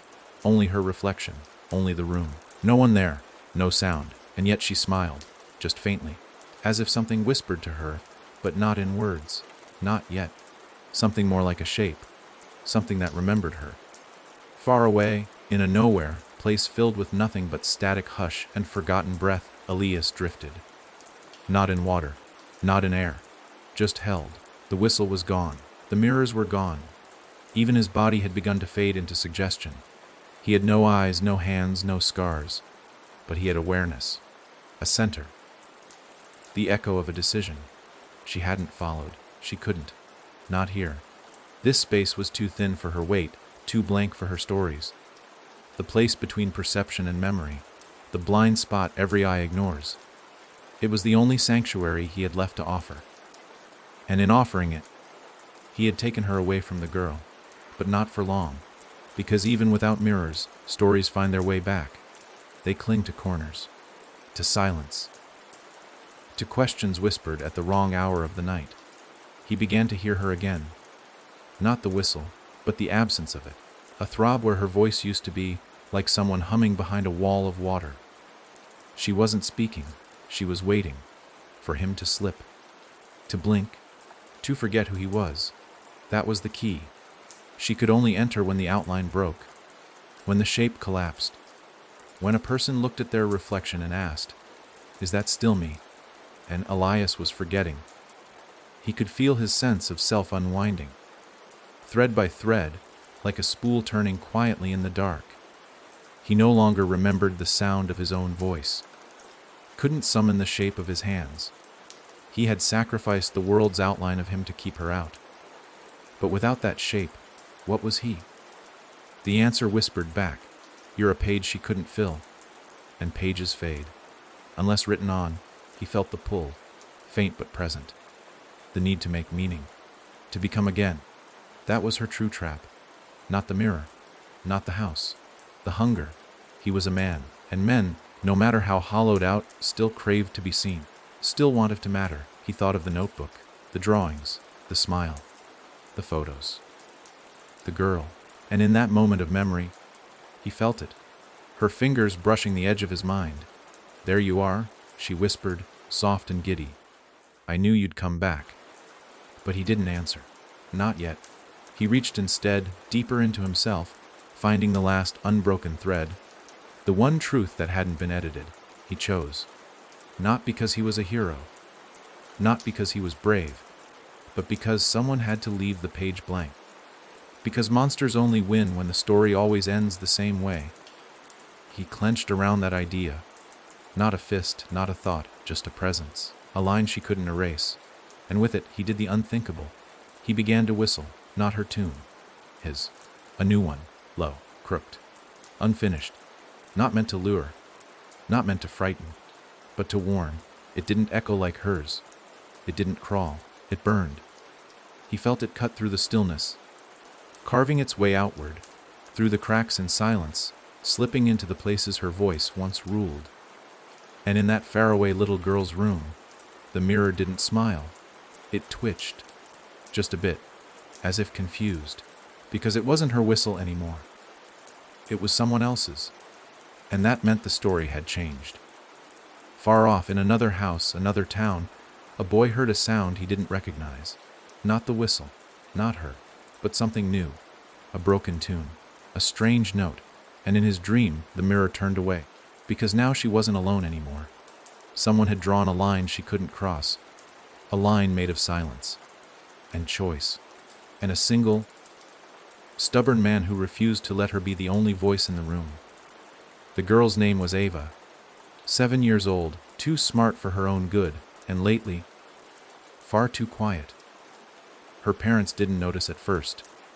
Children drift into silence sometimes, especially when they're dreaming more than talking. But the silence with Ava wasn't dreamy.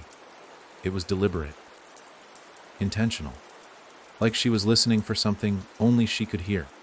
It began the night she stopped brushing her teeth in the bathroom. The mirror scared her. Not because she saw anything in it, at least not at first. She claimed it stared back too hard. When her mother laughed, gently brushing it off, Ava just looked at her with eyes that had grown too serious. "She's looking for someone," Ava said. That was all. Not a monster, not a ghost, just she. And for some reason, that made it worse. Because children name monsters. Give them rules. Say things like "she can't come if I cover my eyes," or "she hates light." But Ava didn't offer protection. She didn't whisper about salt or prayer. She just watched the mirror. Every night, quietly, patiently, as though waiting for it to blink. Ava had seen something. Not fully. Not a face, not a figure, just a movement. A slight drag in the reflection one night while she washed her hands. the kind of glitch that shouldn't happen, unless the mirror was tired of being still. She didn't scream. She didn't tell her parents. She started drawing spirals, shapes, and smiles, dozens of them, each one a little wider, each one with too many teeth. They covered her notebooks, the walls of her closet, the underside of her desk. One night, her father found one sketched carefully beneath her pillow, drawn not in crayon or pencil, but in dried juice, sticky and red. He didn't say anything, just threw the paper away and told himself it was normal. Kids are strange. They outgrow weirdness like they outgrow shoes. But Ava wasn't outgrowing anything. She was growing into it. And the mirror was changing too. It no longer reflected the room exactly. Sometimes, late at night, when the hallway light was off, and the moon cast a pale wash through her curtains, she would see other things in it. A hallway she didn't recognize. A shadow that didn't belong to her. Sometimes the mirror fogged on its own, like something on the other side was breathing. Then came the dream. She found herself in a field, silent and pale, filled with broken mirrors standing like tombstones. And in the center, a man sat cross-legged, humming a tune that made no sense. Not a song, not a lullaby, just notes, off-key, uneven. He looked at her, not startled, not warm, just aware. "You see her too," he said. Ava nodded. "She wants you to look away. That's how she gets in." "I don't blink much," Ava replied. That made the man smile. A real smile. Not too wide. Not sharp. "Good," he said. "Then you're not like the others." Ava wanted to ask who the others were, but she woke up, and the mirror was gone. No glass. Just an empty frame. Her parents said it must have been a prank. Maybe she broke it and was too afraid to admit it. But Ava knew better. The mirror had moved, or more truthfully, she had moved, because now she was part of it. Not possessed, not cursed, not even haunted. Chosen, or maybe just next. At school things shifted. Ava stopped answering questions with words. She began drawing in class, quietly, without ever looking at the paper. She drew while staring ahead, eyes fixed on the shiny metal of the classroom clock, watching it tick, but never checking the time. One day, a boy asked her what she was drawing. She handed him a picture. It showed him, standing in front of a mirror, and behind him, a smile, not on his face, behind. He stared at the drawing too long. Later that day, he refused to use the bathroom alone. Said the hand dryer made a sound that wasn't right. Said the mirror winked at him. At home, Ava watched her bedroom window at dusk. The glass no longer held reflections, it held possibility. The man from the dream came back sometimes. Not in sleep, in flickers. In the corner of a TV screen when the power flickered. In the flash of a spoon. In the puddle outside her door. He was fading. Becoming less real, less shaped, but he still whistled, and she remembered the tune. It made her teeth ache to hear it. It wasn't hers. Not yet, but it was waiting for someone new to pick it up, to twist it into a lullaby. Ava didn't whistle. She didn't smile. But the corners of her notebook began to curl, as if something hot was building inside the pages. And one night, when she finally dared to step into the frame where the mirror used to be, she saw her reflection again. It blinked. Not her, the reflection. A second too late, and Ava did not look away. The mirror came back on a Tuesday. No warning, no sound. Just there, mounted perfectly in Ava's room where the bare frame had hung for weeks. No screws, no dust, no sign it had ever left. Her parents didn't notice. Of course they didn't. They walked past it without pausing, never registering that it had disappeared at all, like it had been there the entire time, quietly gleaming, silently watching. But Ava knew better. The mirror was different now. It didn't reflect the world around it anymore. It reflected intention. She tested it. Stood in front of it, stone, still, expression blank. In the glass, her reflection smiled, not subtly, not cruelly, just softly. A grin held just too long. Not her grin. The reflections. It blinked when she didn't. Breathed when she held her breath. It was learning. And it wasn't in a rush. The whistle was gone. Not suppressed, retracted, held back, as though she had learned that silence had more reach. That waiting was more dangerous than chasing. Ava didn't fear the mirror anymore, but she respected it. Like a tiger behind thin glass, like an old story with no ending yet written. She began cataloging its changes. Each morning, she'd stand before it and note what was different. Some days it reflected her with slightly longer hair. Other days her eyes seemed darker, or her smile looked just a little too knowing. Once, it blinked before she did, twice, as if testing if she was paying attention. She was. Always. Ava never told her parents. She knew they couldn't see it. Adults had stopped believing in quiet magic. They'd long ago traded curiosity for convenience, even the strange things they did notice, like Ava's increasingly peculiar drawings or her refusal to enter the school's bathroom, were brushed off with shrugs. Kids go through phases, they said. She'll grow out of it. But Ava wasn't growing out of anything. She was becoming. That's what the mirror was doing. Not haunting, not feeding, grooming, preparing something in her. One evening, she stood in front of it just after sunset, room bathed in orange light, her reflection almost golden. It didn't smile this time. It frowned. That unsettled her more than the smile ever had, because that meant the mirror didn't just reflect mockery. It reacted. It had feelings. Thoughts. Expectations. She leaned closer. Her breath fogged the glass. The reflection stayed sharp. It was no longer pretending to be her. It was watching her. She whispered, "What are you waiting for?" The reflection didn't answer, but the corners of its mouth twitched. Ava turned away, not out of fear. Out of understanding. It wouldn't speak until she asked the right question. Downstairs, her father watched a news segment on strange phenomena. A girl in Arizona who claimed the mirrors in her school all showed the same woman. A teacher in Maine who vanished during a fire drill. Last seen turning to fix her hair in the gymnasium mirror.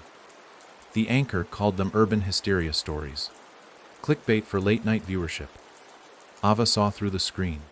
Behind the anchor's reflection, a grin. Barely there. The signal was spreading again. She knew why. The man in her dream. The one who'd sat among broken mirrors. He was gone now. His absence was spreading like rot beneath wallpaper. The line he'd drawn in the dark was fading. And something old was moving again. Ava returned to her room that night with a notebook under her arm and a red marker in hand. She sat cross-legged in front of the mirror, not looking into it, just writing. She filled pages with questions, not answers. What happens when a reflection forgets who it belongs to? Can a smile be passed down? Do mirrors remember the first thing they ever saw? She drew again. But this time not symbols, not spirals. She drew faces, variations of her own, each one slightly different. One crying, one with her mouth sewn shut, one with her head tilted just enough to make her neck look broken. Dozens of them. Pages of possible Avas. She taped them to the wall across from the mirror. The next morning, half were gone. The mirror had taken them, accepted the offer. That night, the reflection smiled again, and Ava smiled back, not as submission, as negotiation. Because now, she understood something Elias had only glimpsed. It was never about escape. It was about balance. The story wasn't over, but it didn't belong to the mirror anymore. Ava wasn't its prey. She was its witness, and the smile. It was waiting for her now. The first time Ava heard the whisper through the television, she didn't flinch. She'd been expecting it. That thin, breathy static, not from the speakers, but inside the screen, didn't announce itself with fanfare. It slipped in between cartoon jingles, behind game shows, in the space between commercials where nothing but silence should exist. It wasn't a voice exactly, more like a shape pretending to be one, an idea wearing vowels like a costume. She was alone when it said her name. Not loud, not firm. Just a drawl of air, "Iya, via." Her head turned slowly. She watched the TV as though it were a living thing. She didn't move toward it, didn't speak, She just sat watching the image, a looping advertisement for paper towels, and waited. Then, mid-loop, the woman in the commercial paused, not the way a video glitches. The footage didn't freeze. The woman just stopped, looked directly into the camera, her face too smooth, her smile too close to that smile. "You drew me well," the screen said. The commercial still playing, but her lips no longer matching the words. Ava stood and walked over, placing her hand against the warm glass of the TV. The image beneath her palm warped, bent slightly, as if the screen were breathing in her presence. "I didn't draw you," she replied. "I know. But you remembered me. That mattered." She'd always known memory was how the mirror traveled. Not space, not logic, memory. A thing doesn't need to be real to spread, only recalled. Ava's drawings had acted like seeds, and now the mirror's voice, its intent, had found other surfaces. Screens, windows, the curve of a doorknob. It was learning new places to speak from. It wasn't just her mirror anymore. The house began to change subtly. The hallway lights buzzed even when switched off. The fridge occasionally hummed in the key of the whistle, just enough to feel wrong. Her mother caught herself staring at the microwave's reflective door for too long. Once, her father turned on the sink and saw his reflection blink before he did. No one mentioned these things aloud, but Ava felt the air in the home shift, tighten. It wasn't haunting them. Not yet. It was watching. She understood now that it didn't invade like a storm. It sat, waited, grew. It didn't need to chase anymore. It had already arrived. At school, her teacher passed out a quiz. Halfway through, Ava noticed her reflection in the window beside her desk wasn't writing. It was staring at her. Still. Intent. Her heart didn't race. She simply covered the page with her hand and waited. The reflection copied her, except its hand was missing fingers. 3 of them, torn at the knuckle. That detail hadn't been in her drawing. It was new. That night, Ava found blood in the sink. Not hers. Not enough to panic anyone else. But it was fresh, bright, and when she looked up into the bathroom mirror, her reflection smiled with just a few too many teeth. She didn't brush. She didn't speak. She turned off the light and whispered into the dark, "I know what you want." Silence. Then static. The radio in the kitchen clicked on by itself, blaring white noise. Through it, a voice, not hers, not the mirror's, his, Elias. Just one sentence. I held it back as long as I could. Then silence again. Ava blinked once. Not because she was scared, but because she now understood the exchange. He hadn't destroyed her. He delayed her. He contained the story, folded it into silence, fed it to the blank mirror to starve it of narrative. But stories don't die in silence. They wait. They press. And when the shell of a person begins to crack, they pour back in. Elias had cracked, not a shatter, just enough to let her voice bleed through again. Ava spent the next few days in a state of tension, so delicate it felt surgical. Every screen, every chrome appliance, every puddle was a potential entry point now. But the mirrors, they were quieter, almost respectful, like they knew she knew. Then came the first real test. Her mother, asleep on the couch, began humming the whistle. Not the full tune, just the first 3 notes, over and over, soft, dreamy. Ava leaned in, close to her mother's ear. "Stop." Her mother jolted awake, no memory of the song, but her eyes were damp, like she'd just surfaced from a dream she hadn't been ready to leave. Ava looked at the reflection in the blank TV screen. It smiled, but this time it looked like her. Perfectly. Ava turned to the dining room mirror. Same reflection. She went upstairs, checked her bedroom. The mirror showed her standing still. Even when she raised her arm, the reflection hesitated. She was everywhere now. And the worst part, so was it. The difference between her and the others who'd seen it, the others who'd been taken, wasn't strength. It was awareness. Ava wasn't fighting the mirror anymore. She was sharing the frame. And somewhere, behind the static, behind the thousands of other screens, blinking silently in houses across the world, The smile waited, because now it knew. The girl didn't need to blink. She was learning to grin back. It started with a hairline crack in the hallway mirror. No cause, no sound. Just there one morning like a new wrinkle in a face that had smiled too long. Ava stared at it for minutes before school, brushing her fingertips across the break. It felt warm. The mirror didn't splinter outward like glass normally would. It split inward, as if something on the other side had pressed, testing the tension, like a knuckle pushing through skin. By nightfall, the crack had grown. Not longer, deeper. You could almost see into it. Not reflections, layers. Ava tilted her head, peering in, and for a fraction of a second, saw something that made her step back so fast she stumbled. A door, wooden, red paint peeling, just barely visible beyond the shimmer of silver. It was inside the mirror, resting in the darkness like it had always been there. But it hadn't been. Not before. The mirror had grown a door, and Ava didn't need to ask where it led. The room behind the room, where she lived. Not the mirror, her, the smile, the whisper, the pattern that infected memory. Ava didn't tell her parents, didn't make a sound. That night, while they slept, she returned to the hallway barefoot, carrying only her sketchbook. She stood in front of the cracked mirror, staring through the seam of reality, and whispered, "I see it." That was all it took. The door inside the glass creaked open. The room was pitch black beyond it, but not like darkness from absence of light. It was a substance, thick, slow-moving, a dark that had gravity. She stepped closer. Her reflection stayed behind, unmoving. It no longer mimicked her. It only watched. She pressed her palm to the crack, and it parted. Not shattered, parted. Like lips smiling too wide. She slipped through. The moment she crossed the threshold, sound disappeared, not muted, erased. No heartbeat. No breath. Just weightless awareness and that feeling you get in deep water when you realize you can't see the bottom.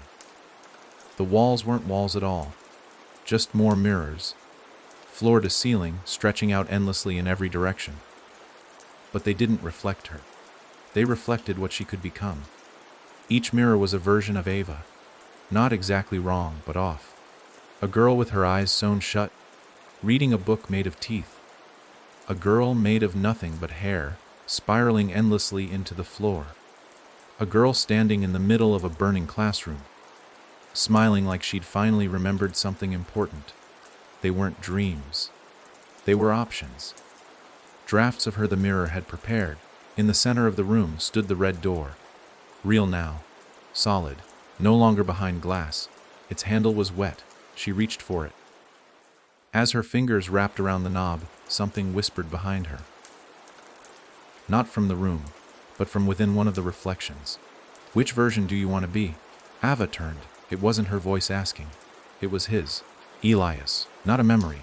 Not a ghost. A fragment left behind in the narrative's crust, still clinging to the script he tried to silence.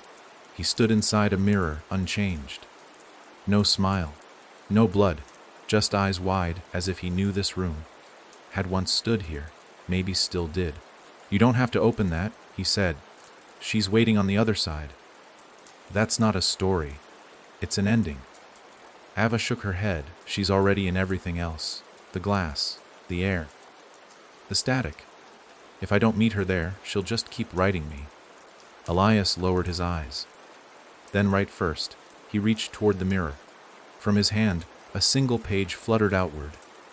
Paper soaked in something dark, words smeared but legible. It landed at her feet. It was a drawing. Of Ava. But not any version she recognized. This one stood at the center of a room full of broken mirrors. And she wasn't smiling. She was holding something. A mask. The smile's mask. The caption beneath it, scrawled in shaking handwriting, read as she stopped being the story and became the storyteller. Ava looked up. Elias was gone. The mirror cracked, and the room shuddered. Not from instability, but from awareness. It knew she was no longer a passenger. She turned to the red door, opened it, and stepped through. What lay beyond was not fire, nor void, nor screams. It was a desk, and a chair, and a mirror with no frame, and her, the woman from the drawings, the smile without a source. She sat at the desk, hunched over, writing in a journal bound with skin. She didn't look up. Not yet. Ava approached slowly, the floor beneath her groaning like it was alive. When she was close enough to see the words on the page, she froze. They were hers. Every thought she'd ever tried to keep private. Every scribble. Every skipped word. Even the dreams she hadn't told anyone. "She's writing me," Ava whispered. The woman finally looked up and smiled. But Ava did not smile back. She opened her sketchbook, turned to a blank page, and began to draw. The mirror watched, and for the first time in its endless story, it waited. The pen in Ava's hand wasn't special, just a regular black ballpoint, ink nearly out, the kind that skips when you write too fast. But it was hers. That mattered more than anything in the room. More than the broken reflections stitched into the wallpaper. More than the skin-bound journal sitting on the desk. More than the woman watching her with that impossible smile. Ava sat across from her, eye level. Unblinking, completely still. The only movement came from her hand. The sketchbook trembled slightly under her touch, but the line she drew was straight, deliberate, sharp. The smile watched, not curious, not afraid, calculating. Ava knew the game now. She'd watched it play out through others. Elias, the teacher from Maine, the children with dreams full of echoing mirrors. The smile didn't kill. It didn't maim. It rewrote. It slipped in through fear and molded the story from inside, reshaping the victim into whatever fit the mirror best. The moment you paused, the moment you wondered, "What if that's me?" she began to scribble. But Ava wasn't wondering anymore. She was answering. The sketch began as a mirror, not a frame, just the glass itself. Cracked down the middle, sharp, jagged. Inside it, she drew the smile. Not just the mouth, but the whole shape now. Long limbs, joints bent backwards like they'd forgotten how to walk like a person. Hair like shadow, clumped and floating, skin without texture. Eyes, none, just darkness where recognition should live. A thing that mimicked a woman, never quite right. But then Ava did something the smile didn't expect. She drew a door behind it, the red door, slightly ajar. The page twitched beneath her pen. The smile across the table tilted its head, the grin faltering just enough to notice. Ava kept going. Inside the door, she sketched a figure, not herself, not Elias. A shape that hadn't yet taken form. A blank silhouette with its back turned to the smile. Facing away, moving deeper into something else. Beyond the mirror. Beyond the story. It didn't have eyes or a face, but it walked. A character with no reflection. The smile made a low sound, barely audible. Not a growl, not a hiss. A click like something unfolding inside its throat. Ava didn't look up. "You're not the story anymore," she said softly. The woman blinked. Not in confusion, in correction. Like Ava had said something dangerous. And she had. Because Ava wasn't just drawing now. She was writing. The room pulsed once. Walls rippling, as if the very architecture was made of taut nerves. Every mirror in the space darkened. Every copy of Ava within them paused mid-motion, watching. The smile's eyes, hollow as they were, locked on the drawing. It twitched. Its neck lengthened slightly. The corners of its mouth pulled, attempting another smile. But it didn't reach the eyes that weren't there. "Your drawing lies," the voice said. It wasn't the woman's lips that moved, it was the room. Ava shook her head, still sketching. "I'm drawing what comes next." The smile shifted. It didn't like that. She never had. She'd always lived in the middle, between panic and pause, in the seconds before a decision. She never let the story finish. That was her territory. But Ava had turned the page, created an after. In her drawing, the door had closed now. The mirror was empty. The smile was gone. And the silhouette, the figure with no reflection, stood alone, unseen. That was the one thing the smile couldn't feed on. Not light, not fear, not even belief, but invisibility. A soul without reflection couldn't be rewritten. A person who stepped out of the frame couldn't be watched. The lights in the room began to flicker. Not electric bulbs, just awareness. The pulse of the story growing frantic. Mirrors cracked without touch. The desk groaned beneath the weight of the journal. The pages within began to tear, curling away from the spine like something inside wanted out. "You don't understand what I am," the voice growled. Ava looked up for the first time. Her eyes didn't blink. Her expression didn't flinch. "You're a mirror with teeth." The woman screamed, not loud, not wild. A silent scream that collapsed the room inward. One by one, the walls folded. The mirrors shattered, not with noise, but with reversal, each reflection sucked back into the glass like water draining from a sink. The desk split. The journal burst into flame without heat. Ava didn't run. She stood, sketchbook in hand. The world behind her erased itself. Not rage, defeat. And as the last shard of mirror turned black, the smile lunged, not to attack, but to cling. To leave one last mark. But Ava turned the page. Blank again, and held it forward. "Write on this," she whispered. The smile's fingers stretched toward it, trembled, and turned to ash. Gone. Not vanquished. Unwritten. Ava exhaled for the first time in hours. The air tasted like pencil shavings and ozone. When she opened her eyes again, she was back in her room. The hallway mirror stood silent, unbroken.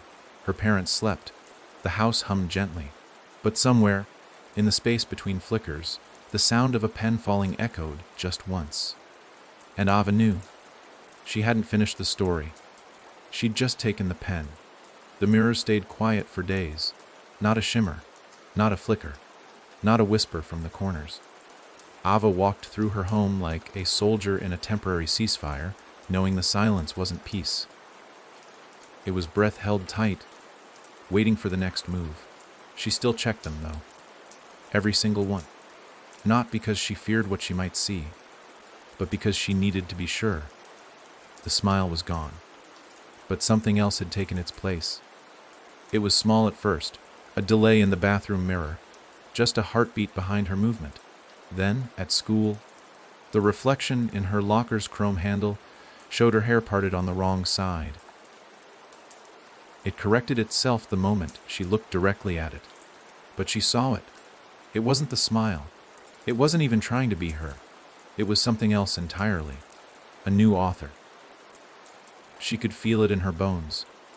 That low rumble of narrative pressure, that magnetic pull that stories exert when they're being written.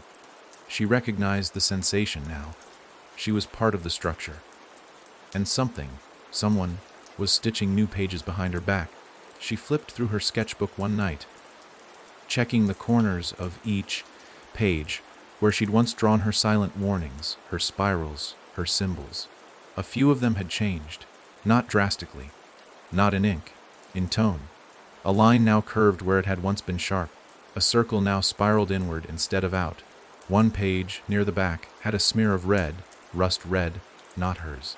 And she hadn't touched that one in weeks. She stared at the smear, then turned the page. Blank, and yet not.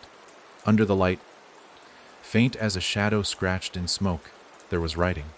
Just one sentence. It wasn't yours to end. Ava didn't cry, she didn't shake. She got up, walked into the hallway, and stood in front of the full-length mirror that had once cracked itself open to let her through. It looked normal. She tilted her head, waited. The reflection didn't move. But the space behind her, inside the mirror, it had depth now. Too much. It was like looking into a photo where the background never stopped fading. And in that depth, she saw her room. The desk, the walls, herself. Only different. In the mirror version, her door was closed. In real life, it stood wide open behind her. Her chest tightened. That version of her in the mirror, the one who stood still, watching, tilted her head the opposite direction. Perfectly mirrored. Except Ava hadn't moved. At all. The thing in the glass wasn't a reflection. It was a replacement. And it was already wearing her face. Ava stepped back. The mirror version stepped forward. Still mimicking, but not really. There was something too eager in its expression. like it was trying on her skin and hadn't figured out how to blink like her yet. Ava took another step back. The air in the hallway chilled. Not cold, absent. The mirror flickered, like a dying light bulb gasping through glass, and for a moment, Ava saw what the reflection really was. Not her. A draft. The next draft. Her smile slightly too wide, her eyes slightly too sharp, and behind her, in the mirror room, others stood, versions that had never been chosen. The ones the mirror had made and discarded. Each one watching with a longing that wasn't human. They wanted in, wanted to be chosen, wanted a body. And now that the smile was gone, the vacancy was open again. That was what she had misunderstood. Killing the author didn't stop the story. It created auditions, and the mirror was holding casting calls. Ava ran to her desk, flipping through her sketchbook with shaking hands. The blank pages pulsed, heat rising from the paper.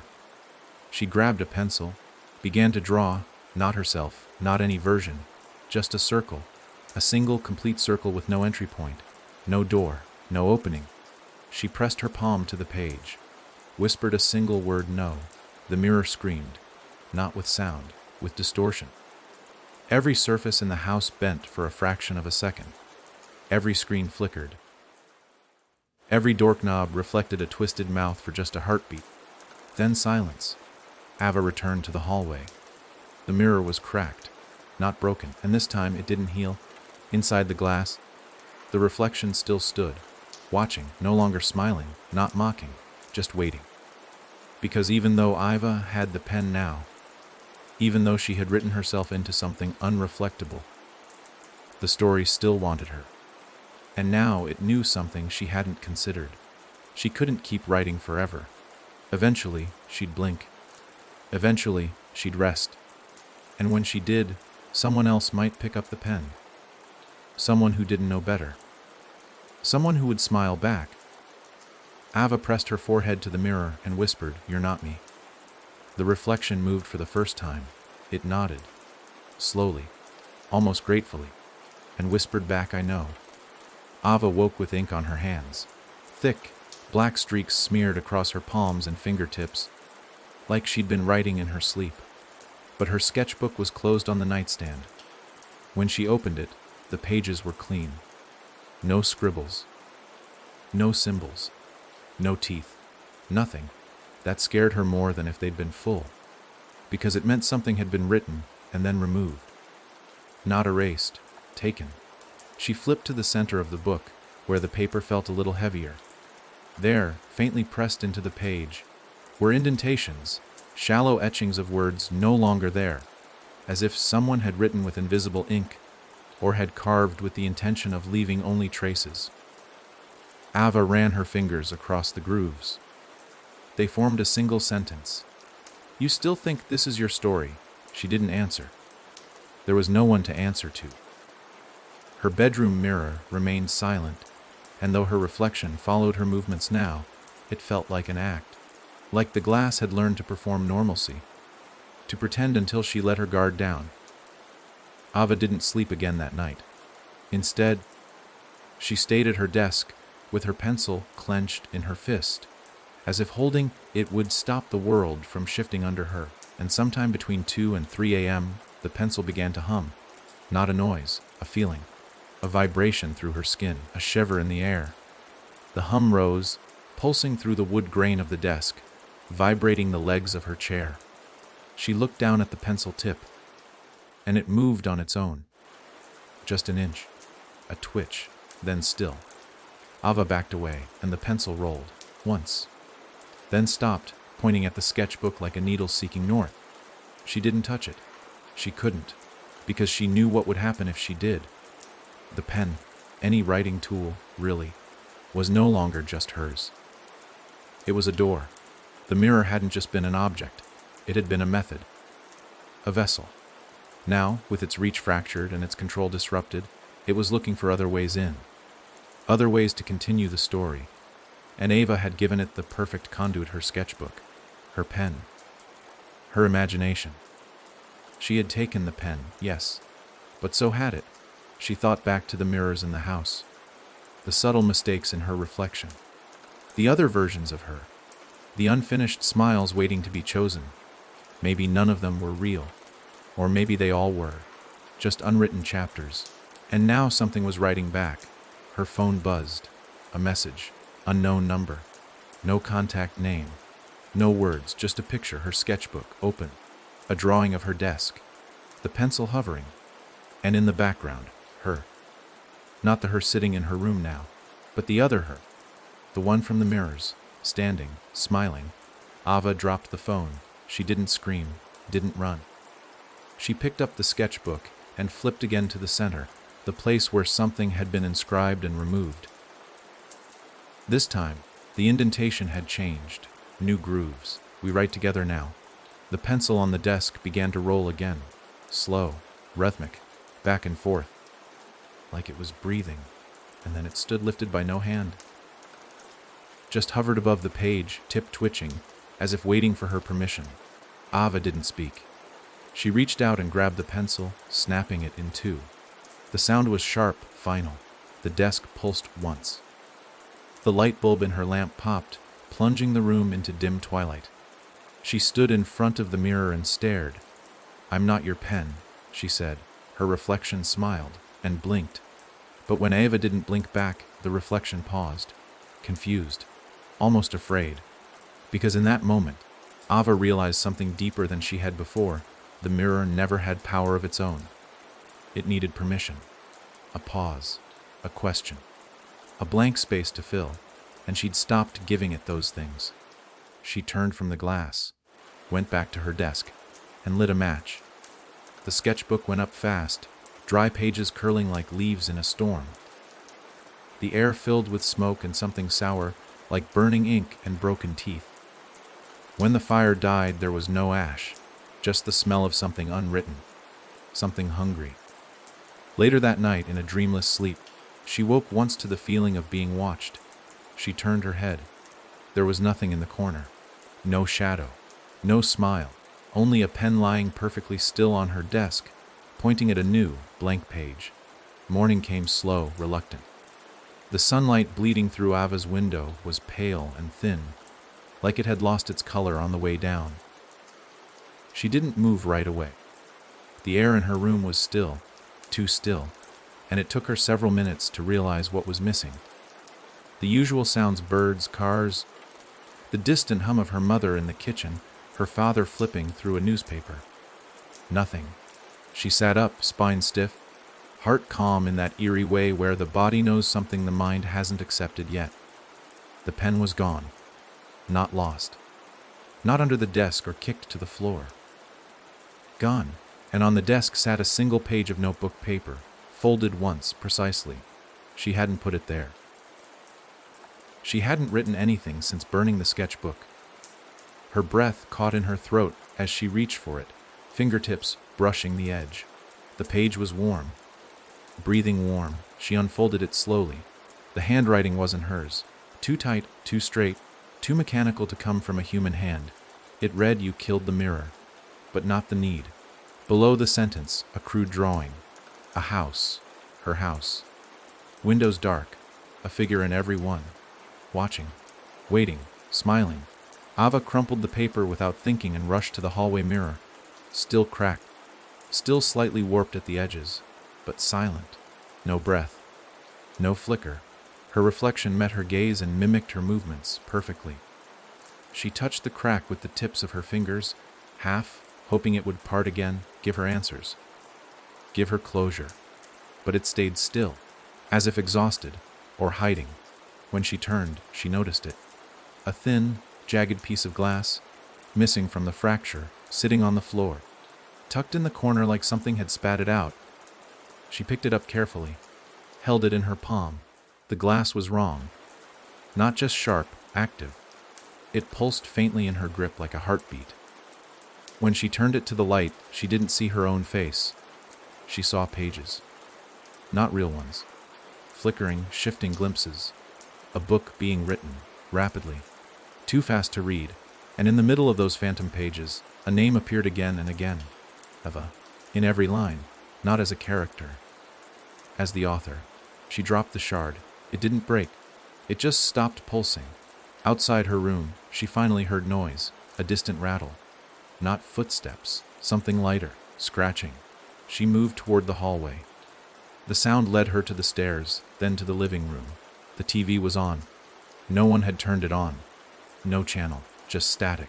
She approached, heart thudding quietly now, her hands clenched at her sides. On the screen, an image slowly resolved from the snow. A door. Red. Slightly ajar. Ava stepped back. Then, without wanting to, she spoke. I closed it. The screen blinked. The door disappeared, replaced by a face. Hers. But not. This Ava was older. Eyes hollowed by exhaustion, mouth tight, the corners twitching with restrained panic. She stared directly at Ava through the screen and whispered, "You didn't write fast enough." Then the screen went black. Ava backed away.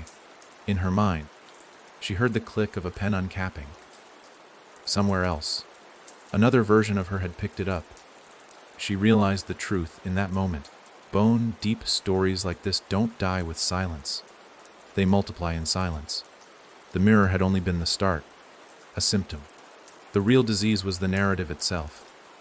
It needed a teller, a hand, a vessel, and now that Ava had dropped the pen, others would grab it. Versions of her, drafts, copies, failures, each one trying to finish the story the original Ava refused to.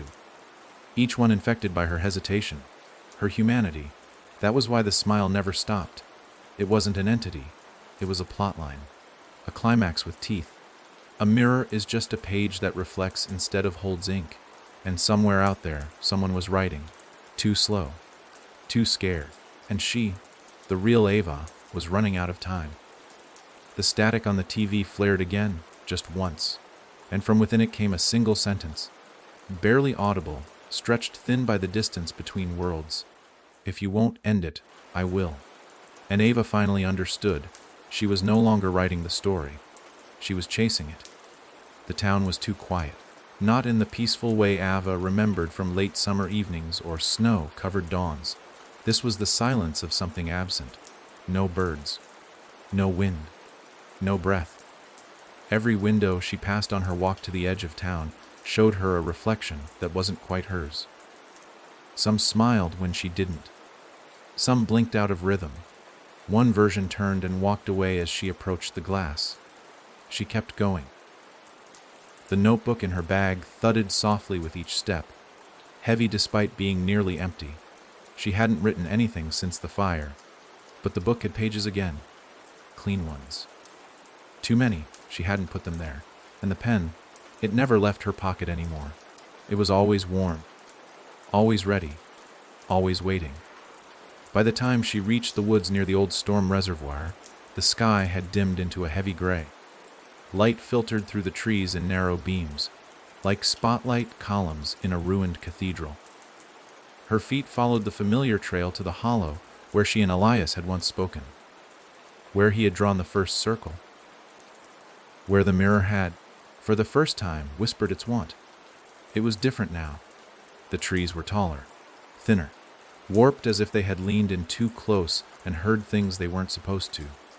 The earth was soft, too soft, like something underneath had been shifting, and in the center of the hollow stood a mirror, not hers, not cracked, not even glass, just surface, shimmering, black as ink. It rippled when she approached, but not in fear. It recognized her. She didn't need to speak. She just reached into her bag, pulled out the notebook, opened to the first blank page. The pen nearly jumped into her hand. But before she could write, the surface changed. A reflection, not of her, of Elias. Standing just behind her, eyes tired, face thinner than she remembered. He didn't move, didn't speak, just stared through the mirror as if he were seeing her through a window. She turned. No one there. Only trees. She looked back. Still Elias. Only now he was holding a notebook of his own. She held hers up to the glass. He did the same. Their covers matched. Two authors. Same story. But now she saw what she hadn't before. His pages bled. Ink ran down his wrists, soaking through the paper like it couldn't hold the weight of what he'd written. His face, it wasn't pleading. It wasn't angry. It was resigned. He nodded once, and then mouthed a sentence she couldn't hear but didn't need to. And Ava took a breath and pressed the pen to the paper. The moment she wrote the first word, name, the air trembled. Behind her, a whisper rose. Hundreds of them, pages flipping, mouths opening, teeth closing. The trees began to twist. The sky split, not with lightning, but with voice. Something old screamed as it felt itself named. She kept writing. Each sentence took a piece of her. But it gave something to control. Ava described the smile. Its beginning. Its nature. How it fed on pause, on fear, on the vacuum left when someone looked into a mirror and wondered, what if this isn't really me? She wrote the mirrors into liars. She wrote the smile into a story, one that ended not with horror, but with a choice. She wrote herself as someone who chose. And at the final line, she wrote and then she turned the page, knowing nothing waited on the other side. The mirror cracked, just once, then fell inward, not shattered, collapsed, like a book finally closed. The silence lifted. A single bird cried in the trees. Wind stirred the leaves again. Ava dropped the notebook. The pages inside turned blank, every single one. She didn't pick it back up. She turned, walked through the trees, and didn't look back. Behind her, the story died. Not with fire, not with blood, with quiet. And in 1,000 mirrors across 1,000 walls, children looked into their own eyes and smiled. But only when they wanted to.